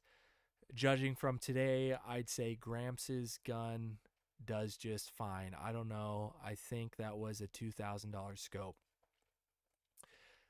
That whole thing is just a weird thing to say. And then delete this exchange, also a weird thing to say. My dad wants photos of the rifle. He says Grandpa wants to know who has what. The feds released a photo of the rifle, and it's very unique. He's calling me right now, not answering. Since Trump got in office, my dad has been pretty diehard MAGA. What? Is this like in sequential order, or are they just now pulling stuff out of order? Because that's like, this aspect of it cannot be. There must be text in between these, because one, the roommate's not said anything, and just saying that out of nowhere is crazy. I'm going to turn myself in willingly. One of my neighbors here is a deputy for the sheriff. You are all, I worry about the love. I'm much more worried about you, the roommate. So he finally chimes back in. Don't talk to the media, please. Don't take any interviews or make any comments. If any police ask you questions, ask for a lawyer and stay silent. So that is the official exchange that we've been given. You can make your own determinations about that, whether you think that is strange or not. But a lot of people have found that to be strange. Is it proof, the strangeness of it, that this is a fabricated exchange? No, it's not proof. But it is odd. Just like it's odd that he allegedly disassembled and reassembled the rifle. Just like it's odd that the patsy was involved with the Boston bombing incident and caught a charge for that. Now, something else that is interesting is Charlie Kirk. Okay, these are the Charlie Kirk conspiracies. Yeah, some people were saying that the whole thing is fake, but I want to just pull up. Yeah, we'll get into that in just a second. Now, some people are saying that the whole thing is fake, which I think that's a little bit crazy. That they're saying that he faked his death, that none of it's real. It's all staged. The world, what do they say? The world's a stage. Everything like that. That is all political theater. Now, there's a few reasons I think that's a little bit crazy. One, because that would mean Charlie would have to be in on it. Now, I don't know about Charlie's character to say enough that I don't think that his character would allow him to fake something like that. I think it's possible he might have been able to be brought on board with something like that. But my whole point is just that why fake it? Like, why? Why fake it? Why, if it is a conspiracy, right? Like, if there were more people involved than the lone shooter with the magic bullet, which we need to pull that up.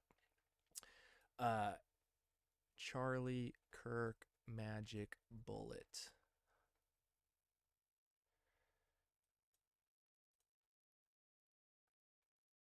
Is this still live? It was out. It's not about the. It's not because. Yeah. Okay. Yeah. Why is the chat not working? It says chat disconnected. Anyway. So Charlie Kirk. Here we go. Sky News. So we've got a single shooter and a magic bullet. That doesn't sound like anything we've ever heard of in history ever, right? Charlie Kirk, ally, claims miracle stopped bullet killing anyone else. Now, we already went over the fact that a 30-06 bullet will take down an elephant. Elephant skin is 1 inch thick, elephant leather, right? You would not be able to cut elephant skin with a knife, and a 30-06 bullet will take down an elephant. A 30-06 bullet will take down a polar bear. 30-06 bullet will go straight through a deer. But it was a miracle that his neck stopped the bullet, which, that's crazy. Like, literally makes no sense that we've got a miracle bullet and the lone shooter is believable, but the miracle bullet is not believable. So, in my opinion, something fishy is going on. How fishy, I don't know. But some people are saying that the whole entire thing is fake and that he is not, that he's still alive. And I've got friends that believe this. I don't believe this, but because my whole argument is, why fake it? Why fake it? If it is a higher organization, why would they not just do it? Like, you think that they value his life that much? Like, what service will he provide to whatever group put this together after faking his own death? Like, if he has to go into what, he's gonna do facial reconstruction surgery and then become another political commentator? Like, the motive for why fake it, like, I can't even understand why they would do that. Like, it's not like Erica Kirk, his wife, she would have to be, in on it as well if he faked it. So she's going to live the rest of her life and they're going to raise the kids with him in hiding? Like, it literally makes no sense for them to fake it. But basically they're saying that, they use squibs, which, explosive squibs. That's what they use in Hollywood, right? To make the movies look real. That's one conspiracy. Now, the other conspiracy is the one that a lot of people think is more compelling. And that's where, excuse me, but here's a little bit more, right? They say this image that his hand looks rubber. I've been to funerals, people in open caskets, they don't look real. Like, when I saw my grandparents in the casket, they didn't look real. They didn't look like they were sleeping. They looked like fake. They put so much makeup on them because apparently, like, the skin turns gray. So people saying that this is a fake hand, to me, it's like that looks like an embalmed hand, or not embalmed, but like done up by the mortuary. Is that what's the, I don't know what the person who does that stuff is called. Who's saying this? Ben Warren. The starting point is a ballistics inconsistency in the official theory, assuming the neck wound that is seen on Charlie Kirk's neck is an entry wound. There is no exit wound. Charlie Kirk's executive producer, Andrew Colvett, said that he heard directly from the surgeon that worked on Kirk that the high-velocity bullet that struck Kirk never left his body. The surgeon called it a miracle. His bone was so healthy and the density was so impressive that he's like a man of steel. Really? Really, nigga? Charlie Kirk. This guy is so healthy that he's got... No, just show me Charlie Kirk. This guy is so healthy that he's got bones of steel. He's like skinny fat. He's pudgy. He's got a double chin. This guy is so healthy that his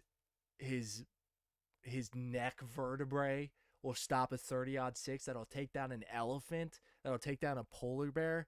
This guy, this pudgy...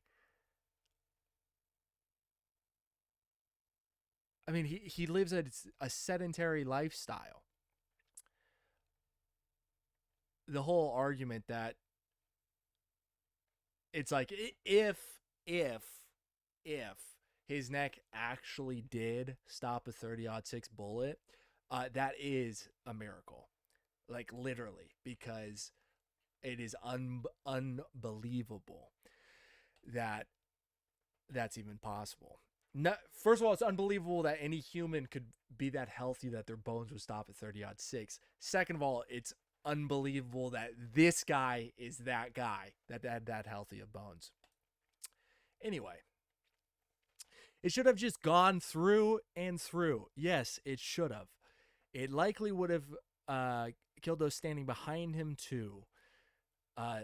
This new magic bullet or magic neck theory makes no sense according to numerous gun experts. I'm not a gun expert, but it makes no sense to me. Of course, this leaves open the possibility that the shot came from the back. That makes no sense either, because there's only one wound, according to this narrative.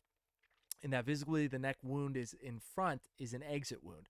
Now, this is something that I've heard from multiple different people who are apparently experts in the field of ballistics, who have been in the military, who have firsthand experience putting bullets through people or treating people who have had bullets put through them. They have said that that wound in his neck was an exit wound. They said that as soon as they saw it, it was absolutely an exit wound.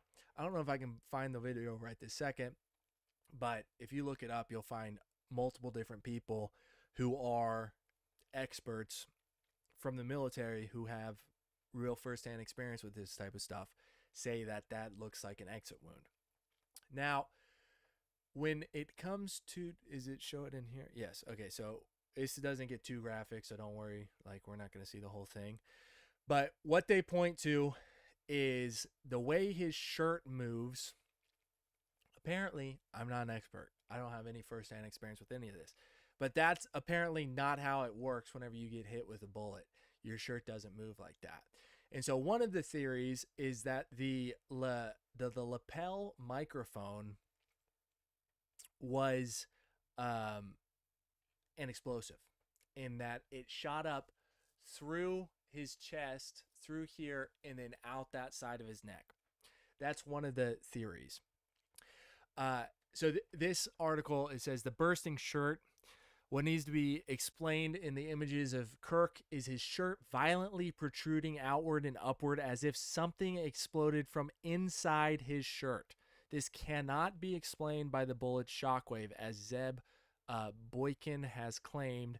The video below is taken from Ryan Brilton's podcast. Let's see what this says. Surely they don't show the whole thing. No, okay, it's just part of it. Over the last 10 years, counting or not counting gang violence. Great. Yeah, see the way it popped up, and that was a little more of the shot than I thought it was going to show. But you can even see some white there.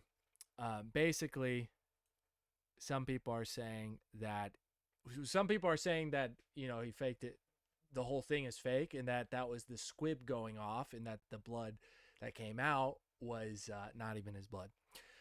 Other people are saying that the lapel microphone was rigged or something like that, and it went through here and came out that side. According to the person with extensive experience of gunshot wounds that were here on the video, the flow of blood is inconsistent with the reality of a gunshot wound in this part of his body. The blood would be very thin as opposed to clunky and like coagulated as it appears here. Moreover, it appears that the blood is coming up out of the collar of his shirt. Now, I don't think this article shows anything too graphic about that. From the video that I saw a while ago, I haven't watched it recently. Don't really have any desire to watch it anytime soon. From what I remember seeing it, it looped a couple times, so I saw it a couple times. But what I saw, it did not look like it was coming out of his shirt. Something else people have pointed out, which is odd, is that why are there not more angles, right? Every single day, it seems, we get a new angle of 2001 9/11. It seems like we get a new angle of the planes hitting the trade centers. I've seen so many new angles of that in the last 2 years that it's like, where are these coming from 20 years after the event, over 20 years after the event? But this incident with Kirk, is in front of a huge crowd of students, and in the video that I saw, you can see lots of people have their phones out. What happened to all those different videos? Why don't we have 35 different angles of this event? I don't know. It is odd. Is that proof of anything? No. But these are some of the inconsistencies. And then people are pointing to eyewitnesses saw Charlie Kirk shot in the chest. Remember how on that first day, the eyewitnesses account were talking about how they saw him get shot in the chest, and we're all confused because we saw a video of him getting shot in the neck. A certain Josh Barlow standing in front of the row confirms in a tweet. Let's see what that tweet says.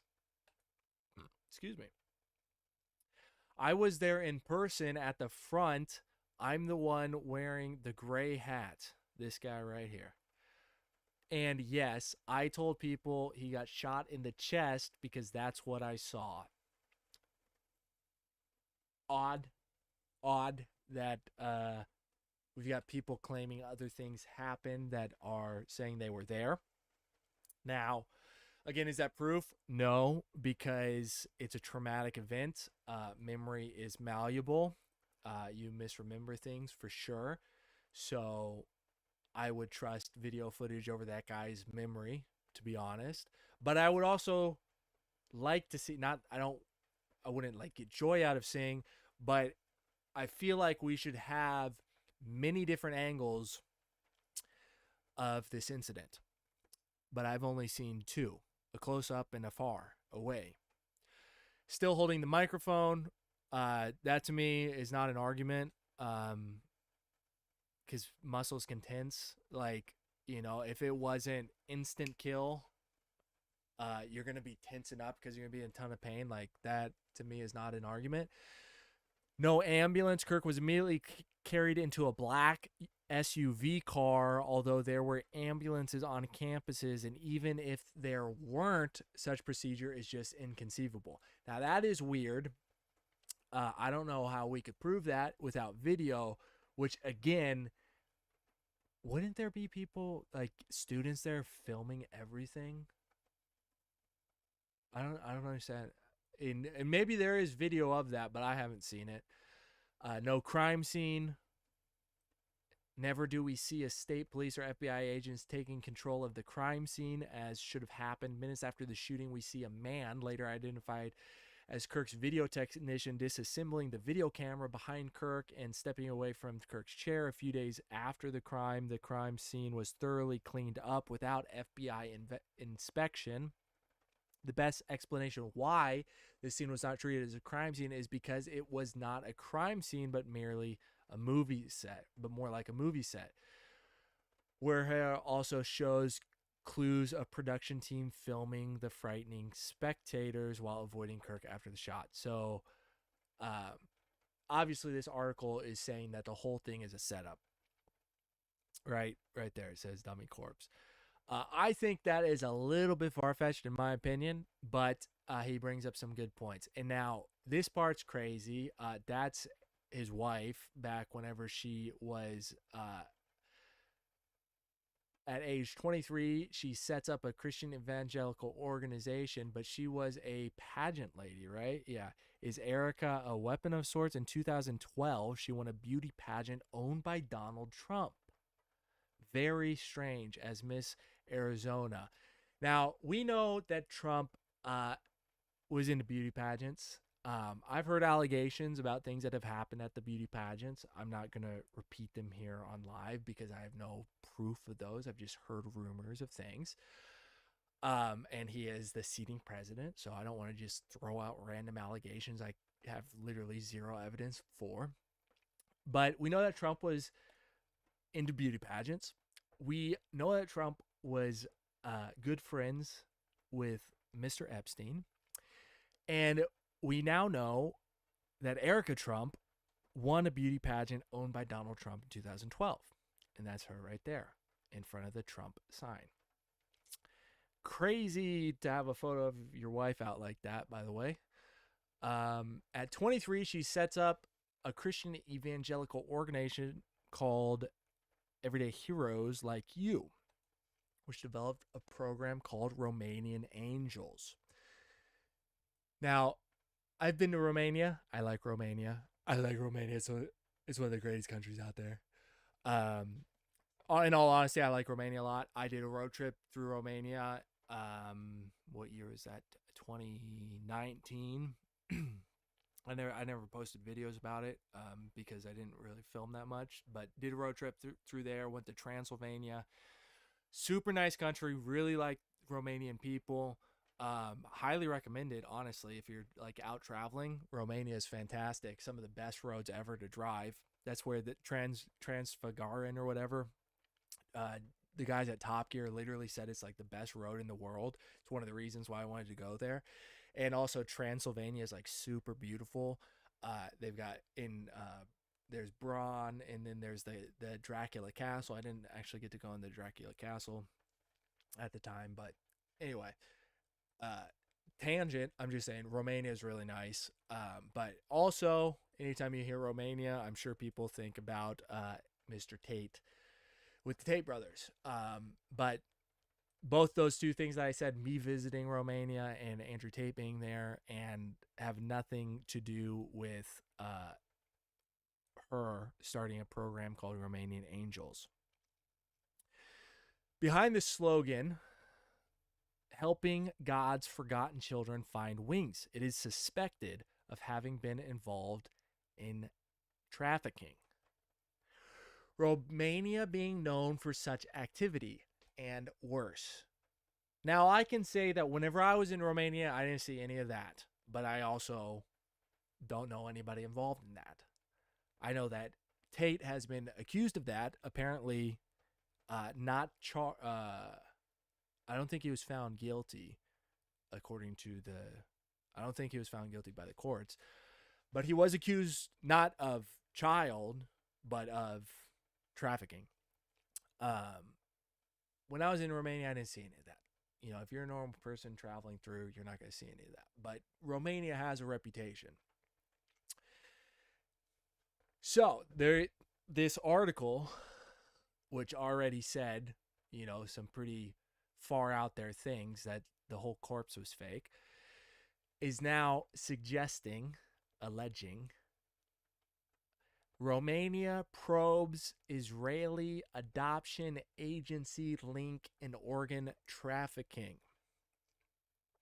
Romanian authorities are looking into possible links between Israeli adoption agencies, aka children, and an illegal global conspiracy to sell organs for transplants.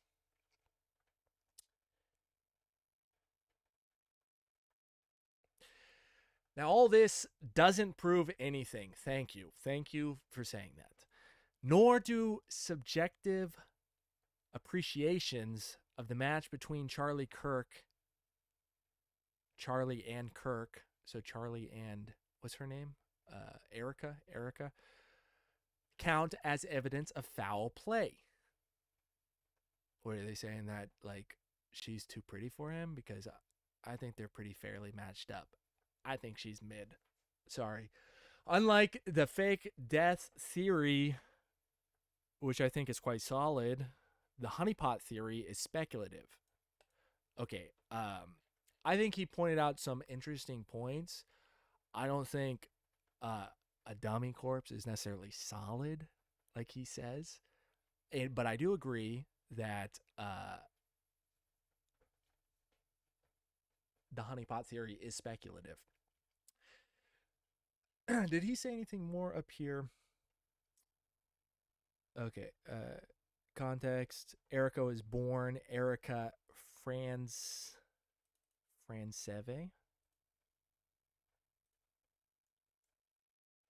Let's look that up. Name origin. Albanian. Swedish roots. She's Albanian? No way she's Albanian. She doesn't look Albanian at all. No way she's Albanian. Her father, Kent Francis, once chaired the Israeli division. Whoa. Her father, Kent France, once chaired the Israeli division of the arms corporation Raytheon, linking her family directly to Israeli military industrial complex. Direct link. What? In a 2020 interview, Erica stated that her mother was getting involved with the government, Homeland Security, and the Department of Defense. Now, the Department of War. Thanks, Trump. The company is said to be Aztec International. That's a weird... I highly doubt he makes this connection, because this is like schizo level stuff. But the Aztec Empire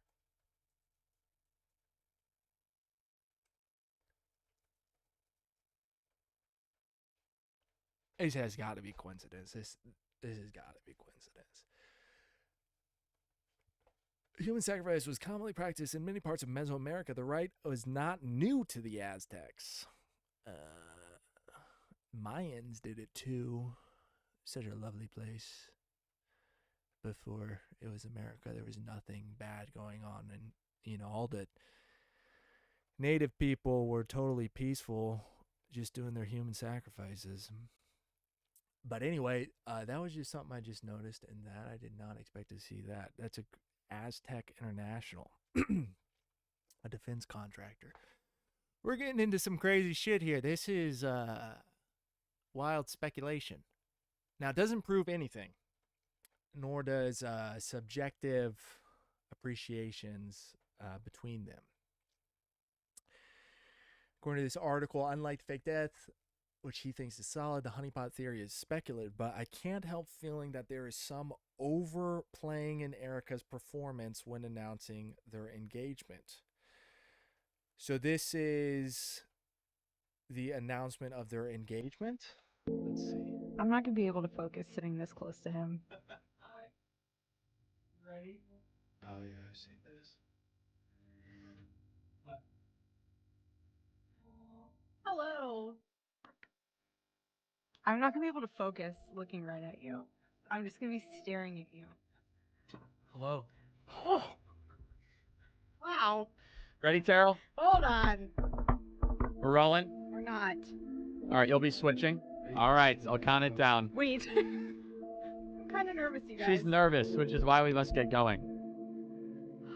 All right, we ready? No. Okay, 3, 2, 1. Hey, everybody. Welcome to this episode of The Charlie Kirk Show. You're gonna have to do it again. Introduce yourself. So I've never been engaged, so I'm not really here to judge how a woman should be reacting to an engagement, a public announcement of an engagement, but you can make your own.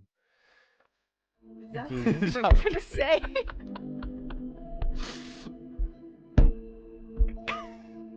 Hey, everybody. Welcome to this episode of The Charlie Kirk Show. I'm engaged. Would you like to introduce yourself, or should I introduce you?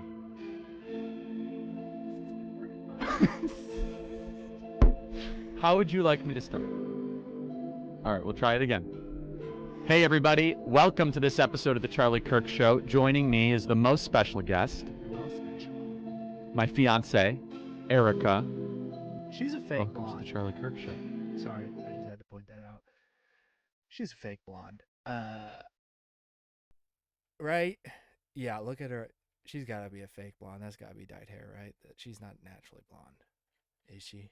She's blonde? Nah, look at those roots. That's got to be dyed hair, right? She's not a natural blonde. It is rumored. Have you guys seen the video too, where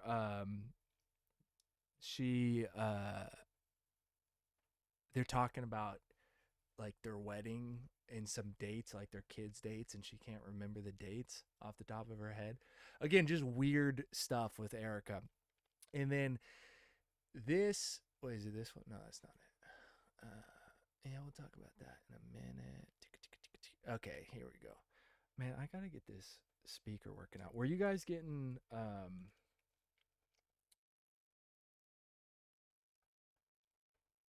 is this still going? Yeah. Were you guys getting echo from the video? Because it's coming through my speakers instead of through the thing. But this is the highlights. Just gonna bring down this one. Just listen to this for 1 second. What kind of music is this? Really? For a memorial highlights, we're doing like NFL football music. Anyway, I think everybody has pretty much come to the conclusion that this whole memorial, what are you doing with pyrotechnics at a memorial? I think everybody's come to the conclusion that this was a political rally rather than a memorial, which fair enough. He was a political guy. Maybe that's what he would have wanted, but just weird stuff. Her coming out, I don't know. She just doesn't like give me widow vibes. I get the idea that like she's being a super strong woman, all that kind of stuff, but that's just not the vibe I'm picking up. Whenever I see her doing this, I don't get like super strong woman vibes. I get not widowed vibes, or didn't care about her husband vibes. I don't know. Personally, that's what I get. I mean, I don't want to disparage her because she is a widow.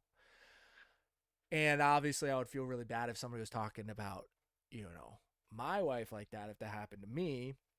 But I'm just saying, I don't know either of them. From the complete outside, it's weird. She's weird. And she's wearing white. Like, I don't know. Apparently, that's acceptable to some people to wear white because you're like saying he's in heaven, apparently. But if I were ever, to leave a widow, she better be wearing black. Like, no offense. Like, I don't. Yeah, like that would offend me if my widowed wife was wearing white and not black. In Greece, like Orthodox Christian countries, like real Orthodox Christian women, once they're widowed, they never get remarried and they wear black for the rest of their life. So, hopefully, hopefully I never leave a widow, but that would mean she would have to die before me if I ever got married. So I don't even know why I'm talking about this, but basically, wear black at a memorial. And then this whole cuddling up with the president is super uncomfortable to watch, in my opinion. Like, I get it, you're grieving, but again, if Charlie is sitting up in heaven watching this happen, that, I mean, maybe he's happy about it, but that would like really annoy me. Like, I get it, it's not the worst thing in the world, but to me, that's not a good look. Cuddling up with somebody. Anyway, what Trump calls Charlie Kirk greatest patriot. Like I said, I think everybody has come to the conclusion that the memorial was strange. Pyrotechnics at a memorial. Isn't that whenever Tucker Carlson said that he was like Jesus? And, was killed for speaking the truth, and that's why they killed Jesus. Isn't that what Tucker said? J.D. Vance did his whole tribute. And then J.D. Vance did his Charlie Kirk's YouTube show. Also crazy. Just a lot of weird things going on there. With the political aspect of it. But it's not proof of anything. It's not the biggest deal in the world. He was a political guy, and obviously he was part of the GOP, part of the Republican Party, so fair enough. Like, maybe that's what he would have wanted, but a lot of people have found it very strange what was going on there. Like, seriously, pyrotechnics at a memorial is pretty crazy, in my opinion. But maybe that's fine. So what else? That is the end of that conspiracy article. Okay. Now, other things people have pointed out that were odd. So, we've got Mr. Netty Boy tweeted about Kirk's death the day of the shooting, shortly after Kirk was shot while speaking at Utah's university. Netanyahu posted his message at 3:02 p.m. that day, just minutes after news of the shooting broke, making him one of the first public figures to comment on the incident. That's strange. Is that strange or is that not strange? Let me know in the chat, because that's strange to me. That it's not just any foreign government official, foreign prime minister. It is Israel, right? Like Trump Kirk was very supportive of Israel, but then apparently he was starting to get critical, right? But for a very long time he was very supportive. But for the prime minister of Israel, just minutes after the news, the shooting broke, making a tweet about it is kind of strange in my opinion. His tweet stated, Kirk was murdered for speaking the truth and defending freedom. A lion-hearted friend of Israel, he fought the lies and stood tall for Judeo-Christian civilization. I spoke to him only 2 weeks ago and invited him to Israel. Sadly, that visit will not take place. We lost an incredible human being. His boundless pride in America and his valiant belief in free speech will leave a lasting impact. Rest in peace, Charlie Kirk.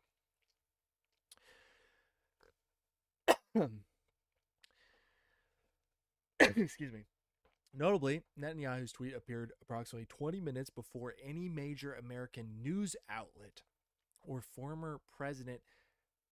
Why do they say former president? He was president at the time. President Donald Trump confirmed the shooting, which sparked conspiracy theories online about how quickly he became aware of the event. Now, with that, wait, that's not that. We have, of course, conspiracies flared about Israel being involved. And officially, they are not involved. And I am not alleging that they are involved. I'm just bringing up odd things. But we've got, where is it? There's another thing. No, not that. Okay, yeah, so here is Candace Owens. Right, she released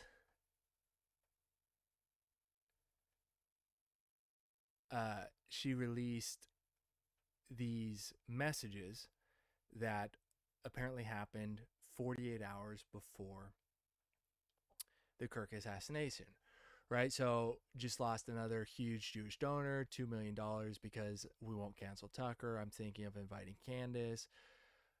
They won't play in. They play into all the stereotypes. Will not be bullied like this. Leave me no choice but to leave the pro-Israel cause. Please don't invite Candace. Oops, that's not what I meant to click. Where is the skip? Show the rest of the message, Candace. Okay, I guess. Where's the rest of the text message? That's it. But those were apparently the groundbreaking text messages that Candace had, because Candace is like very much espousing that Israel was involved. I have no dog in the fight, but this is the official Israeli response. Joseph Goebbels, the Nazi propaganda minister, said that the bigger the lie, the faster it will spread. Well, somebody has fabricated a monstrous big lie that Israel had something to do with Charlie Kirk's horrific murder. This is insane. It is false. It is outrageous. Charlie Kirk was a giant, a once-in-a-century talent who defended freedom, defended America, defended our common Judeo-Christian civilization.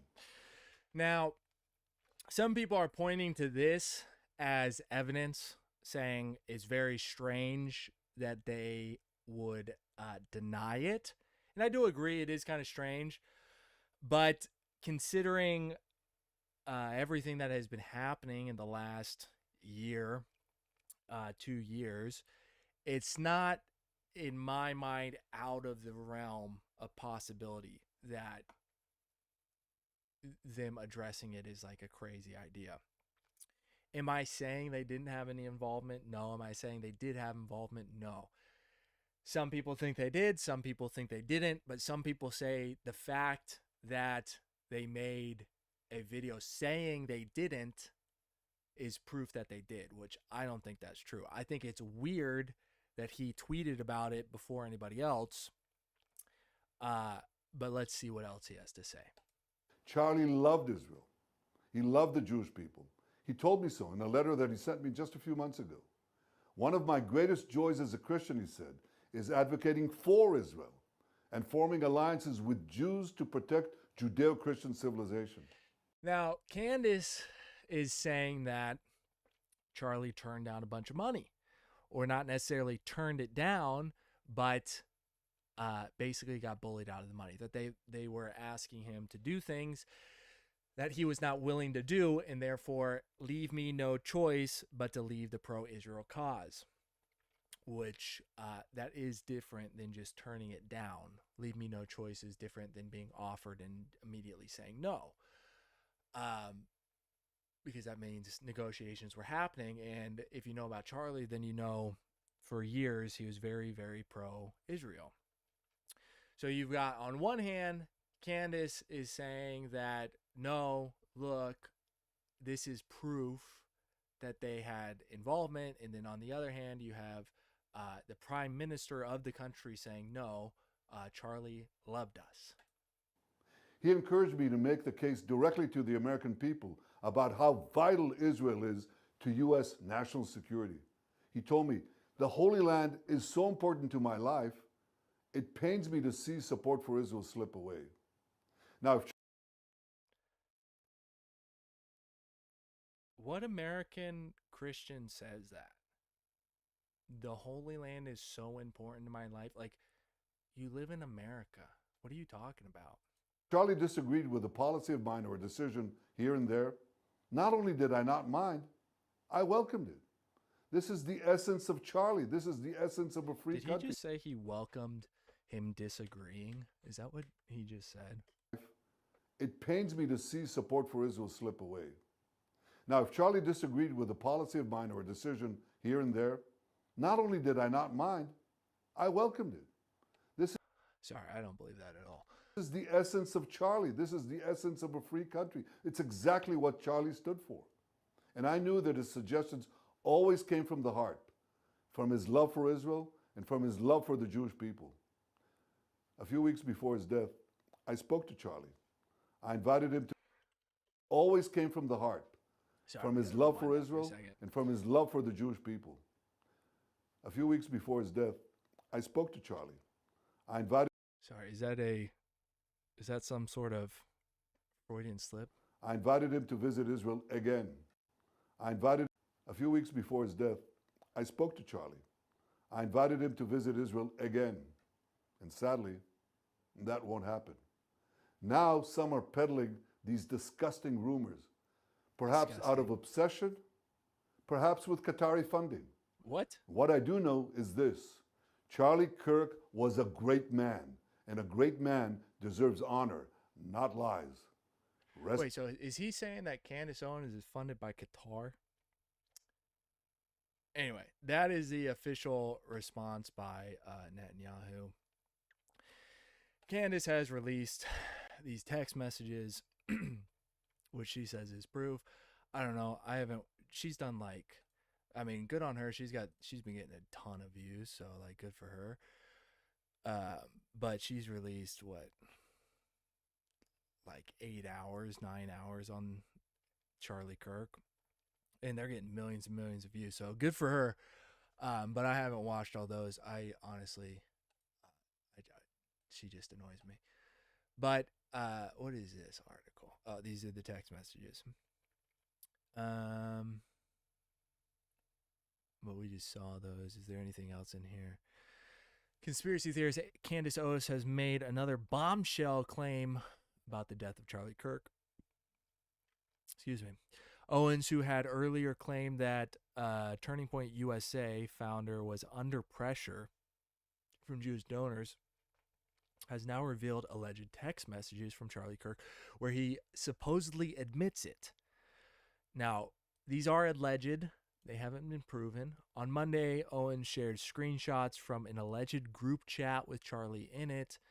Says they were 2 days before Kirk was fatally shot at Utah on September 10th. In the alleged messages, user named Charlie Kirk can be seen expressing frustration.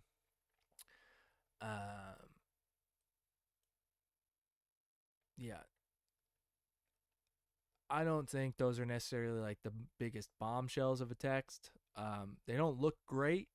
but they're not like huge bomb shells. Now, some people were saying that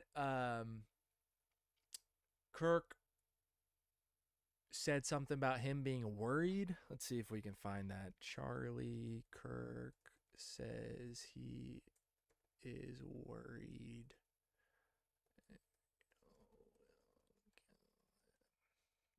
This is what I've heard, but I don't. Let's see. What does this say? The gray zone.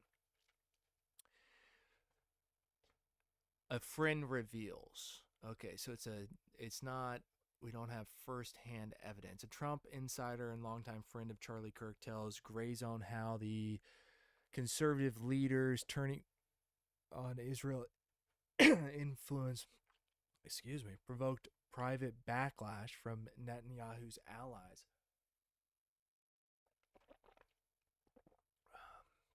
Left him angry and afraid. Source said anxiety spread within the Trump administration after an apparent spy operation was uncovered. This is the Gray Zone. I have no idea who runs the Gray Zone. We're looking at Gray Zone UK. Kirk rejected an offer earlier this year from Netanyahu to arrange a massive new infusion of Zionist money into his Turning Point USA organization. And we already saw that they are doing that with Google and YouTube explicitly. America's largest conservative youth association, according to a longtime friend of the slain commentator in the weeks leading up, Kirk had come to loathe the Israeli leader, regarding him as a bully, the source said. Kirk was disgusted by what he witnessed inside the Trump admin, where Netanyahu sought to personally dictate the president's personnel decisions and weaponize Israeli assets like billion donor Miriam Adelson, which, if you don't know, Miriam Adelson gave Trump like $100 million. And that's proof. We can pull that up. Trump donors before elected. This is public info. There we go. Open secrets. We've got his top contributors. We got SpaceX with almost 300 million. Timothy Mellon, who is a banker, with 150 million. And then right here, we've got Miriam Adelson with $106 million. So where was that article? No, not that one. What article were we just reading? Yes. So Kirk was disgusted by what he witnessed, where Netanyahu allegedly was weaponizing assets like billionaire donor Miriam Adelson. According to Kirk's friend, who was also enjoyed access to Donald Trump and his inner circle, Kirk strongly warned Trump last June against bombing Iran. Kirk was the only person who did that, being warned Donald Trump. Okay, by the following month, Kirk had become the target of a sustained private campaign of intimidation and free-floating fury by wealthy and powerful allies of Netanyahu, figures he described in an interview as Jewish leaders and stakeholders. He was afraid of them, the source emphasized. Now, I've seen clips of him making some comments, but I don't know if I'll be able to find those clips right now. How do you come to a place? What is this one here?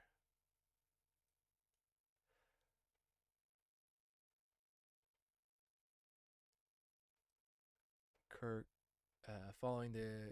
Kirk was bombarded, text message, phone calls from Netanyahu allies in the U.S., including many who funded Turning Point USA. According to his longtime friend, the Zionist donors treated Kirk with outright contempt, essentially ordering him to fall back into line. He was being told what you're not allowed to do, and it was driving him crazy, Kirk's friend recalled. The conservative youth leader was not only alienated by the hostile nature of the interaction, but frightened by the backlash. The friend's account dovetails with those multiple right-wing commentators with access to Kirk. So again, this is not firsthand, but I could have swore. Okay, Kirk appeared visibly outraged during Megyn Kelly. It's all of a sudden, oh, Charlie Kirk is no longer with us. Wait a second, what does with us mean exactly? I'm an American, okay? I represent this country, he explained before addressing the powerful Zionist interests harassing him. The more you guys privately and publicly call our character into question, which is not isolated, it would be one thing if it were just one text or two texts. It's dozens of texts. Then we start to say, whoa, hold the boat here, Kirk continued. To be fair, some really good Jewish friends say that it's not all of us, but these are leaders here. These are stakeholders. So he's basically saying that, he started to say some things that his donors didn't agree with, or was refusing to say some things that they wanted him to say. And he's saying that he was starting to get basically a coordinated intimidation campaign. I have less ability to criticize the Israeli government than actual Israelis do, and that's really weird, said Charlie Kirk to Megyn Kelly, which is weird. But if you've taken money from them, you can't. It's kind of the whole point of people paying people is you can't really criticize the people that pay you. I mean, some people are okay with it, but generally speaking, as we saw, the reason they gave money to Google and YouTube is for propaganda. That's what they do it for. So if they've given Charlie money, obviously they're going to be upset if he's not doing the propaganda. Let's see what he says here in this Ben Shapiro. Charlie, we've pushed back against the media on COVID, on lockdowns, on Ukraine, on the border, it's like maybe we should also ask a question. Is the media totally presenting the truth when it comes to Israel? Just a question, that maybe we shouldn't believe everything the media says because I'm the truth when it comes to Israel. Just a question, that maybe we shouldn't believe everything the media says because I know I've been conditioned to ask a lot more critical questions over the last couple of years. So, Ben, some people would accuse Israel of wanting to ethnically cleanse. Some people in the Israeli government are saying, again, it's all over the place, right? You have opinions all over.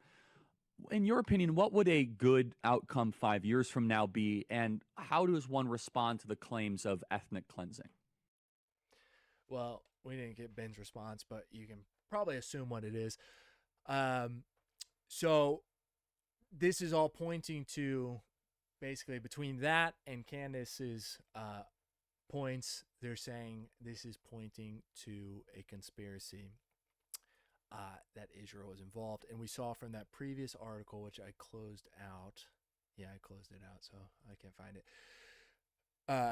That Kirk's wife her father has direct Israeli connections. So odd things going on there.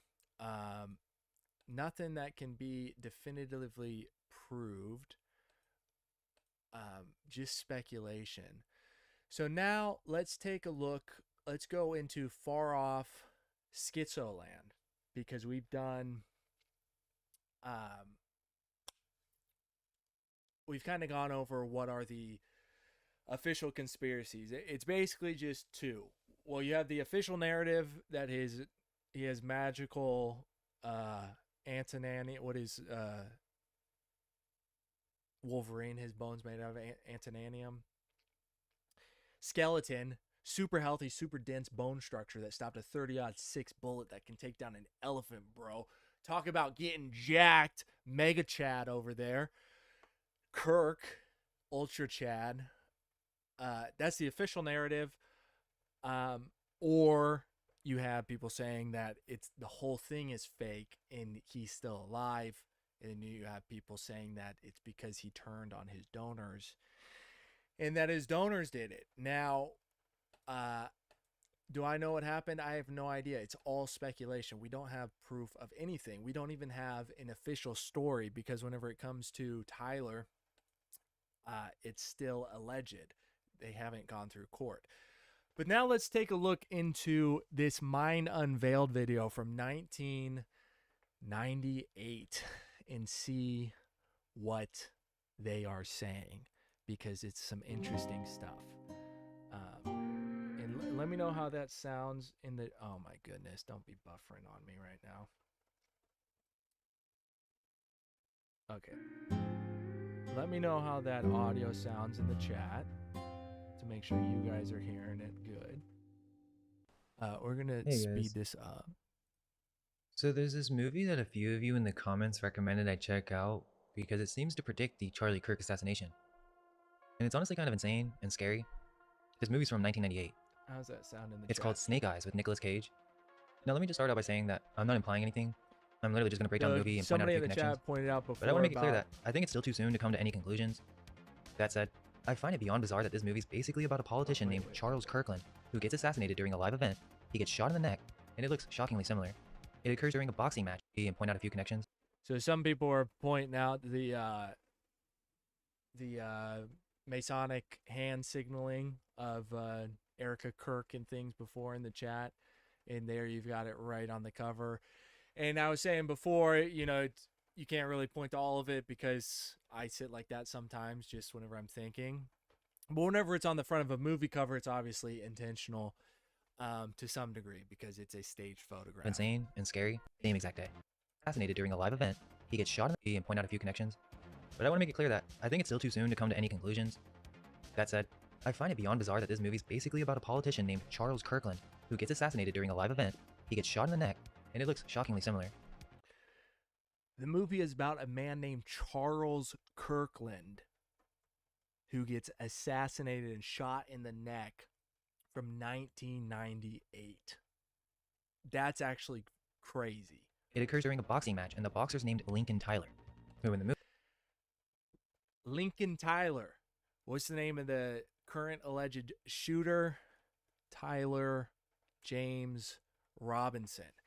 So that is a level of coincidence within a movie from 1998 where you go, either that is some form of predictive programming, or we live in some crazy world where artists are tapping into the ether and able to predict future events and express it through art, which I'm not completely against that idea. I think that might be possible, but those two levels of coincidences are already insane as it is. But look at this on the billboard right here. You've got September 10th. Well, it might be September 19th. It's kind of hard to tell, but it happens at 10 p.m. So either way, you've got September and a 10. And movie Kirk keeps was out shot Cowans on, and eavesdroppers, September 10th. meaning he's a Masonic guard or executioner. He's the Atlantic City executioner. Oh, and the fight and assassination just happens to be on September 10th, the same exact day. Now look, there are some crazy implications if this really is predictive programming or a planned event. True. I'm not necessarily saying that's the case.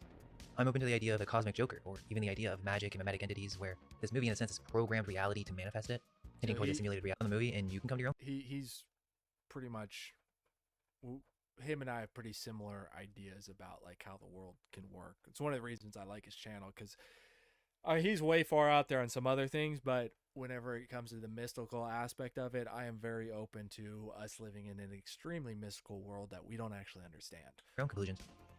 This movie to me fits into the category of 90s truth bomb movies that have a slight political motive or undertone, whether that's to disclose something or to program the masses for what's coming.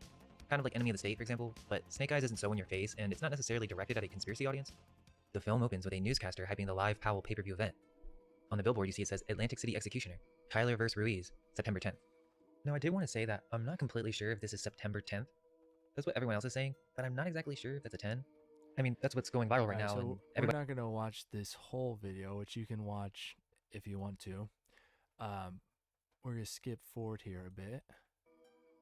The fight continues, and a man in the crowd starts yelling. He kind of like lays out the premise of the movie. But there are that he was investigating a suspicious character. Key aspects of things that happen. Chaos breaks out, and the woman in the wig is also shot. It looks shockingly similar to what really happened. Right as Lincoln Tyler gets knocked out and hits the floor. Rick gets a phone call from someone telling him to look for his lucky number, and then all of a sudden, shots go off. The secretary gets shot in the neck. And like I said earlier, it looks shockingly similar to what really happened. So basically, there's a boxing match, and then Charles Kirkland in the movie gets assassinated and shot in the neck. I'm not going to describe it more than that. But another weird detail is that Nick Cage kind of touches his ear like the bullet grazed him. But I don't think that's what happened. I think it's just blood splatter. Still, it feels like a strange little reference there. Chaos breaks out, and the woman in the wig is also shot. They both hit the floor and take cover, while up at the top of the stadium, a security guard fires on the assassin. Meanwhile, Tyler the fighter is supposed to be knocked out, but he's looking around because he hears the shots, and Rick notices this. The crowd starts trying to get out, including the woman in the wig, now revealed to have dark hair, who's trying to slip away. Gunn shows back up, and Rick tells him the woman next to the secretary threatened him, got shot, and then tried to run. Rick starts taking control, and he shuts down the arena, and we see beneath all this cocky corruption, he's actually a sharp undercover cop. And so he said that there was a woman in a blonde wig, and then she's no longer in the wig. the movie starts mentioning tunnels. They come up multiple times throughout the story. The secretary's body is wheeled out through these back hall tunnels as they try to rush him to the hospital. Dunn is freaking out, blaming himself because he was supposed to be standing in front of the secretary, but got distracted by that red-haired woman, so he wasn't there to protect him. Now he's scared he's going to be court-martialed, but Rick tells him to relax, cover the story, and just say that he was investigating a suspicious character. Dunn says that he can't lie, and Rick says, look, it's not lying, just tell them what you did right. Basically, cover this up, or it's the end of your career. He killed the assassin. He saved the day. Leave it at that. They start talking about the woman with the envelope and trying to find her. Then, one of Rick's TV friends from the news shows up and wants to get the first press hit. But Rick doesn't want images of the dead secretary shown. He says it'd be sick for the family to see. And what's weird is how many times that the script reminds you that this Charles had a family. Like, have a heart, don't show it. And Lou, the pay-per-view host, sees this as a breaking opportunity and offers Rick $5,000 if he can be the one to report it. He even... So let me know in the chat, what do you think about what is being discussed so far with this movie? Is this literally just like Schizoland level conspiracy? Do you think it has anything persuasive about it? You think it's just weird that it's coincidence? You think it's purely coincidence? You think it's predictive programming? Like, what are your opinions about what's going on? Because he's going to explain here in a minute that the movie goes on to talk about basically it being a government job. It mentions this guy who got into media through the Kennedy assassination. But it's no accident that this movie brings this up. They're specifically tying this to the idea of psyop and conspiracy. Rick, corrupt as he is, lets him do it, just no cameras in the arena. Rick starts to review the knockout footage because he already noticed that Tyler wasn't really out cold. Watching it back, he realizes the punch never landed, so Tyler took the fall on purpose, right before the shots. Meanwhile, the woman in the wig is trying to get the blood off of her in the bathroom. So Rick decides to go talk to this Tyler guy, who's looking nervous, but he decides to talk to Rick because he's an old high school pal, which is weird because they wear these rings. And I find that strange because who do you know that wears around their high school rings from like 20 years ago? He went to Neptune High and he was a sea devil. Again, these references aren't by accident. And it zooms into these rings multiple times. Anyways, Rick knows. Which, speaking of rings, which this gets explained, but there was a whole part of the conspiracy where Charlie had this ring and it looked like the ring switched from his index or from his ring finger onto his pinky finger. You know, he got shot and it just like morphed. And people were saying like, look, this is proof that it's fake. Like, that's an AI artifact or whatever. But then it turned out that they found other video footage of Charlie at other events previous to that where his ring was a hinging ring. It actually hinged open down here. And so what happened is that hinged open and it just folded down. But people were saying that, oh, this video of his ring is proof that this video is fake. And it's like, that's not actually proof of anything. But anyway, he mentioned rings, so I thought of that. He took the fall on purpose, and he's trying to investigate why he did that right before the assassination took place to see if he knows anything. Well, Tyler admits kind of that he took the fall, meaning the fight was rigged, but he doesn't want to admit it unless they cut some kind of deal. Rick says he's not going to tell anyone, just to pay him back the money he used to bet on him. Tyler then says he didn't know that they were going to kill someone, but he won't say who. We then get a flashback, and I should mention that Tyler's handler and lawyer is this guy named Mickey, where he's talking with one of the guys taking bets. He's talking about how the fight might be rigged, and Lincoln is actually going to lose this one. Mickey seems to know about it, and tries to talk Tyler out of it. But yeah, Tyler owed money to the casinos, so he took this offer because they said that they would get rid of all his debts if he threw this fight. Interestingly, they didn't tell him which round, but that someone in the crowd would let him know when to throw. Meaning during this event, there was an agent. Now, completely different topic.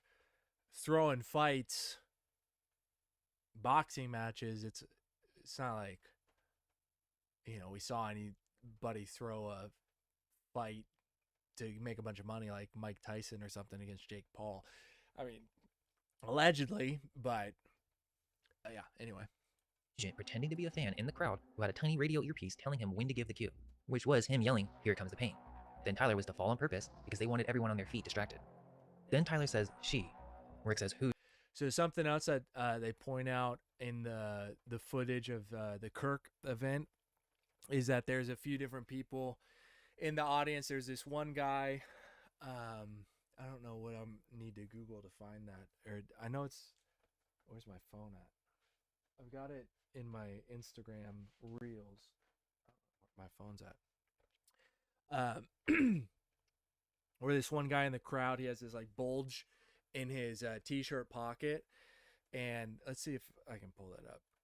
Charlie Kirk man audience remote detonation. Let's see if this pulls it up. No. Yeah, this is one of the things that like I don't even know what to Google to find it. I'd have to scroll through my Instagram reels to find it. But there's a guy in the audience who looks military, and he's got, his sleeves rolled up, and he's got a bulge in his t-shirt in his sleeve. Like, obviously there's some sort of device there. It's not he's not just jacked. He's got some sort of device there. And they just said in this movie that somebody was giving signals to the guy for when to drop. And in the video with Charlie Kirk with that guy's giving signals, some other guy's giving signals, and people say that those are like official military signals for, watch, take the shot, things like that. And so the conspiracy theory is that that guy in the audience with that thing in his sleeve, that was a detonator, and that the microphone was the explosive, and then that went up through his neck. And what is also odd about that is, if you remember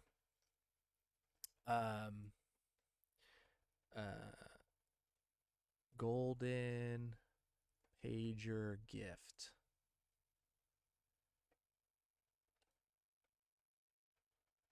Netanyahu gifted Donald Trump a golden pager during their meeting in Washington. This was back in February. Pretty weird gift, because what did pagers to explode Hamas? Oh, Hezbollah. Is this what I'm looking for? Yeah, so 6 months before Donald Trump was gifted a golden pager, there was a wave of horror once again spread across Lebanon Wednesday, September 18th,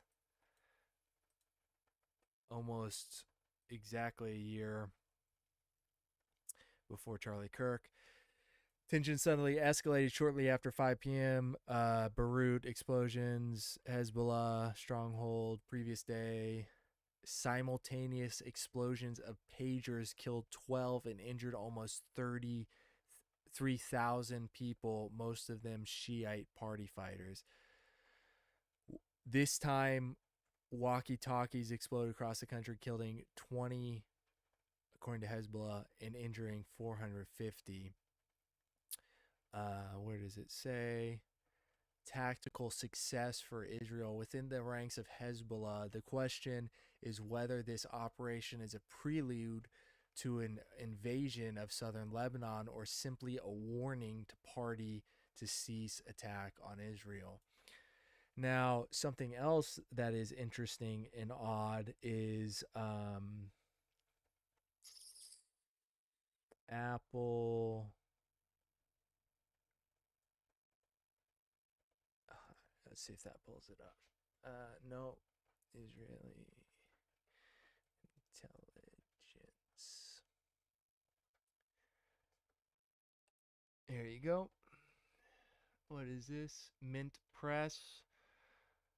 Dozens of former spies hired by Silicon Valley giant Unit 8200 shadowy military intelligence unit known for blackmail, mass surveillance, and targeted killings. Many of these hires took place. The company has brought in dozens, that company being Apple. Where does it say Apple? Here we go.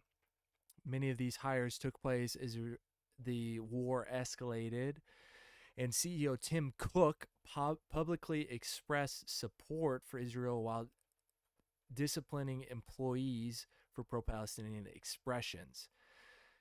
Apple deepens its ties to Israel's most controversial intelligence, raise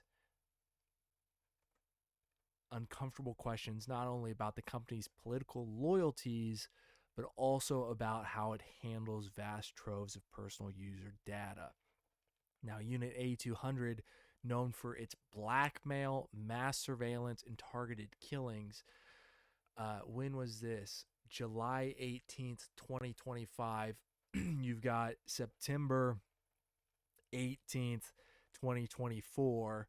Pagers exploding. You've got February 6th, 2025. Donald Trump is gifted a golden pager from Netanyahu. And then you have people saying that the Charlie Kirk incident was a microphone exploding. All speculative. Who's she? Then he kind of changes the subject and says, you hear that storm out there? I wish it would blow this town away. Now, this is kind of hard to catch because it's mid-casual conversation, but there's a reason he ignored Rick when he said, who's she? And he starts talking about the storm. The storm is called Hurricane Jezebel. And then Rick says, yeah, but who is she? Talking about the red-haired woman in the red dress. This is almost certainly a Whore of Babylon reference, as she is depicted in a red dress, and they just connected her to Jezebel. This almost certainly ties the film to esoteric references, as the Whore of Babylon is kind of a Masonic theme as well. It represents corrupted church, false authority, or an empire of lies. The idea is the truth is hidden, chaos is orchestrated, and ritual archetypes are repeated in public spectacles. So this woman with the red hair is the one who gave Tyler the directions to take the fall and rig the fight. The same woman Dunn was investigating when this first happened. Okay, this next scene is crazy. So Dunn is on the news now with Lou, talking about who this is. And you just said this in the chat. What is this? 13013. This complex number is sacred to Bob for reasons too complex and secret to print on this little bitty card. Meditation on 1303 can produce amazing effects. The power of subgenius. This card may be played at any time and counted action against powers. No player 13. I don't know. I'm not sure what route you're taking with that one. Give me a little more information and maybe I can piece together what you're talking about, but I'm not getting that. But you did point out that what I said. It just says 3,000 injured, not 3,300. He was thinking there was a 33 there. Anyway, sorry for that interruption. Let's go back to assassin is. They gave Tyler the directions to take the fall and rig the fight. The same woman Dunn was investigating when this first happened.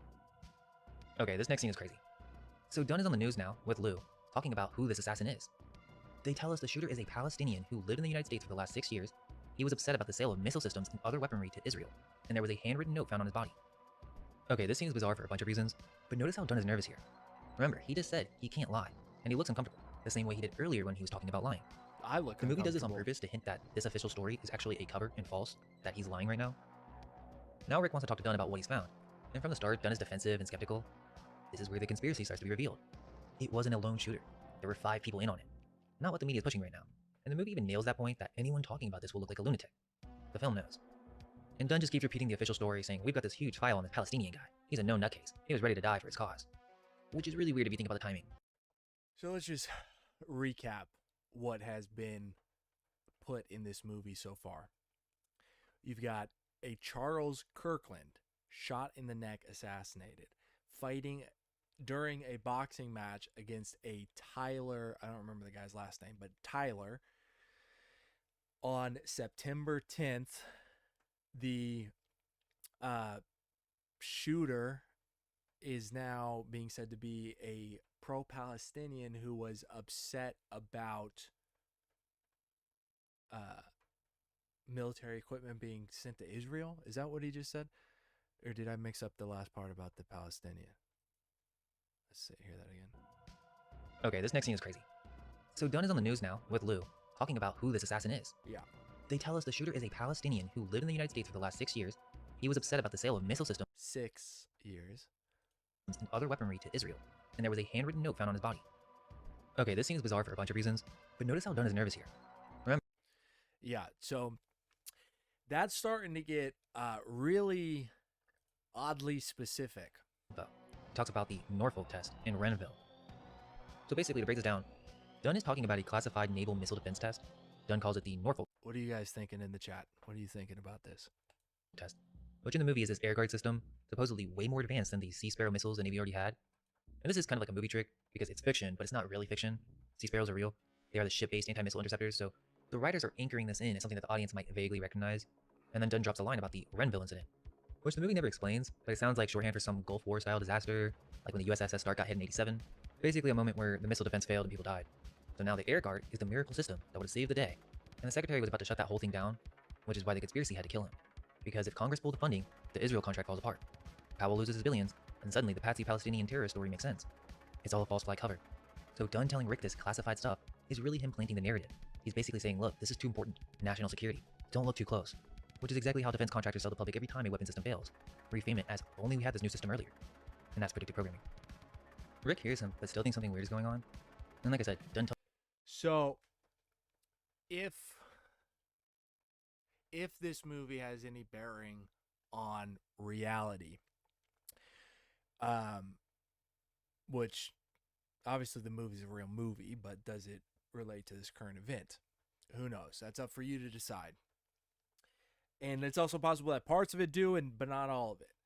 But if the idea is that a false flag event happened in order to basically arm some more people, is what he's saying, like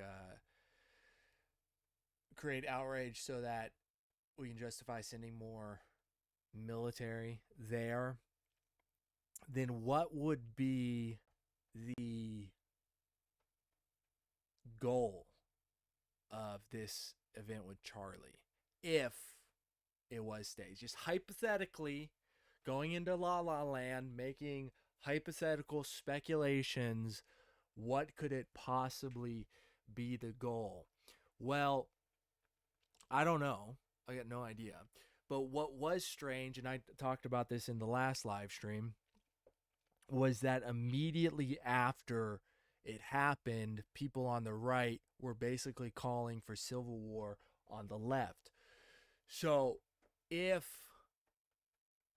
it was some sort of false flag, possibly a motivation could be for creating dissent and internal conflict, basically, fight against each other so that they don't fight against us type of thing. What's the divide and conquer type of situation? What else could be the motivation? Obviously, if it was to like increase support of some foreign country, that would have obviously backfired because of the sentiment online. So if that was the motivation, that didn't work, but I don't think that was necessarily the motivation. And again, I don't think that, I don't know what happened. I wasn't there. There's been no proof. We're just speculating. But what do you think? What do you think if they're saying that this event in this movie was a false flag in order to send more military weapons to a certain country? What would be the false flag of Kirk if it was a false flag? Obviously, we're not saying it was, but if it was. tells him to be very careful. We can't just go out there and yell conspiracy. It's like waving a lunatic flag. Oh, and during their conversation, it shows a flashback of the redhead distracting Dunn. And it seems bizarre because it doesn't make that much sense, but we can come back to that. So Rick runs off to investigate some more. The music then changes and we see that Dunn goes through a secret door into a tunnel. We find out Dunn is actually in on it, and there are two of his accomplices waiting on him. He tells him that the cop, Rick, figured them out, and that they basically messed up. No one was supposed to suspect anything. And I'm assuming this woman is the red-haired woman, and that was a wig, but I'm not 100% sure. The movie doesn't make it clear. But this guy is the guy he yelled, "Here comes the pain." Dunn ends up killing those two because he knows Rick has footage that will connect them back to him. Basically, he explains more about the plot of the movie, but I want you to see this screenshot here. or she doesn't address in this video, but there's an ambulance here, and the ambulance has the number 47 on top of it. Again, this is 1988. This is almost 30 years ago at this point.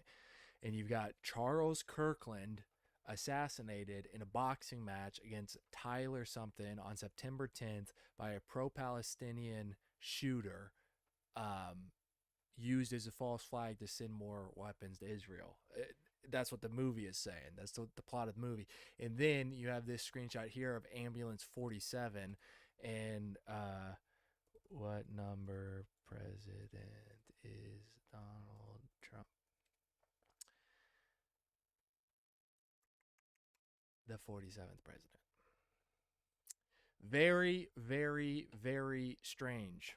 There's news cameras outside filming live, in my opinion. And Dunn gets told to put his gun down because he looks extremely suspicious, but he realizes that it's all over. But the weird part is he decides to kill himself to hide the secret, which is weird because the movie ends with Rick becoming this hero, and then the media smears him for being corrupt and he gets indicted.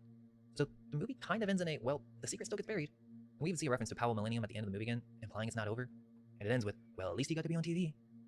And that's the end of the movie.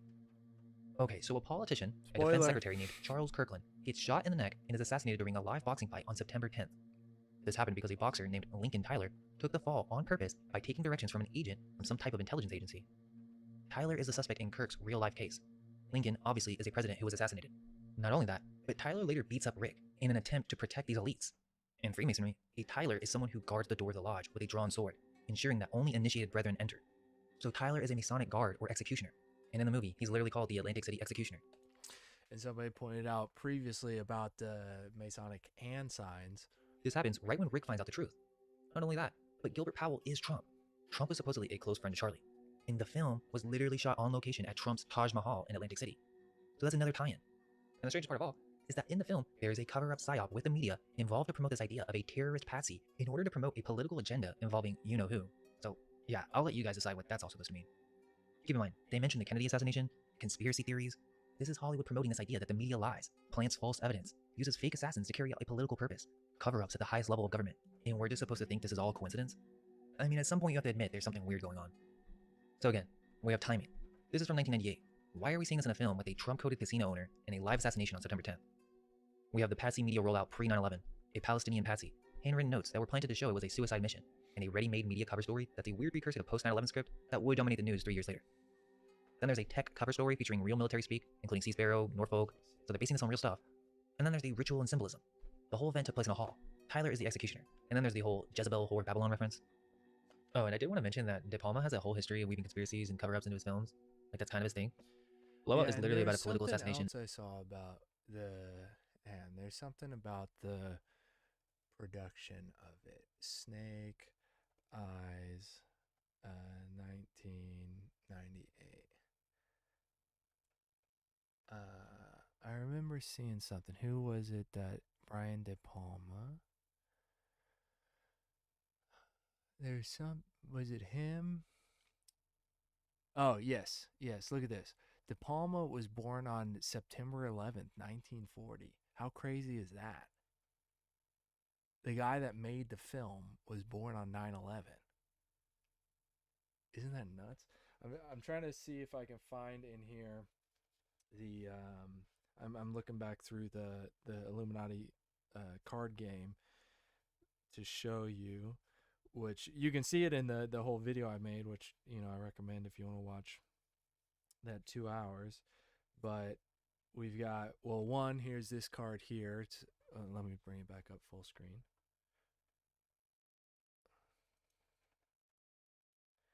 One, we've got this card here. Oh, come on.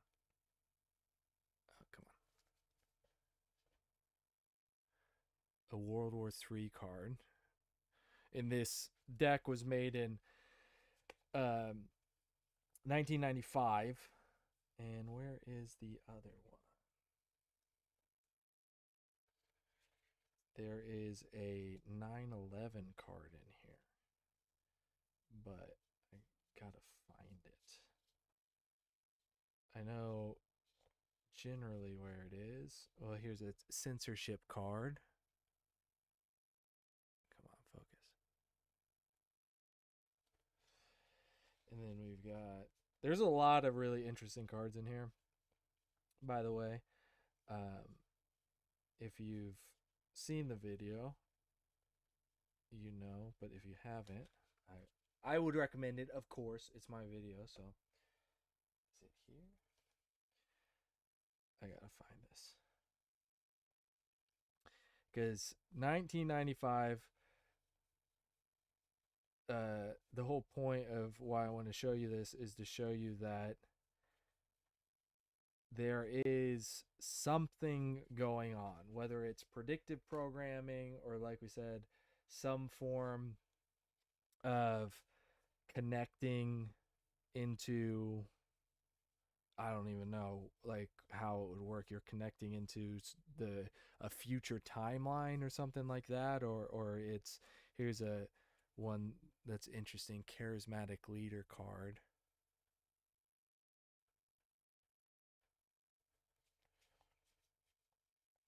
Come on, where's it at?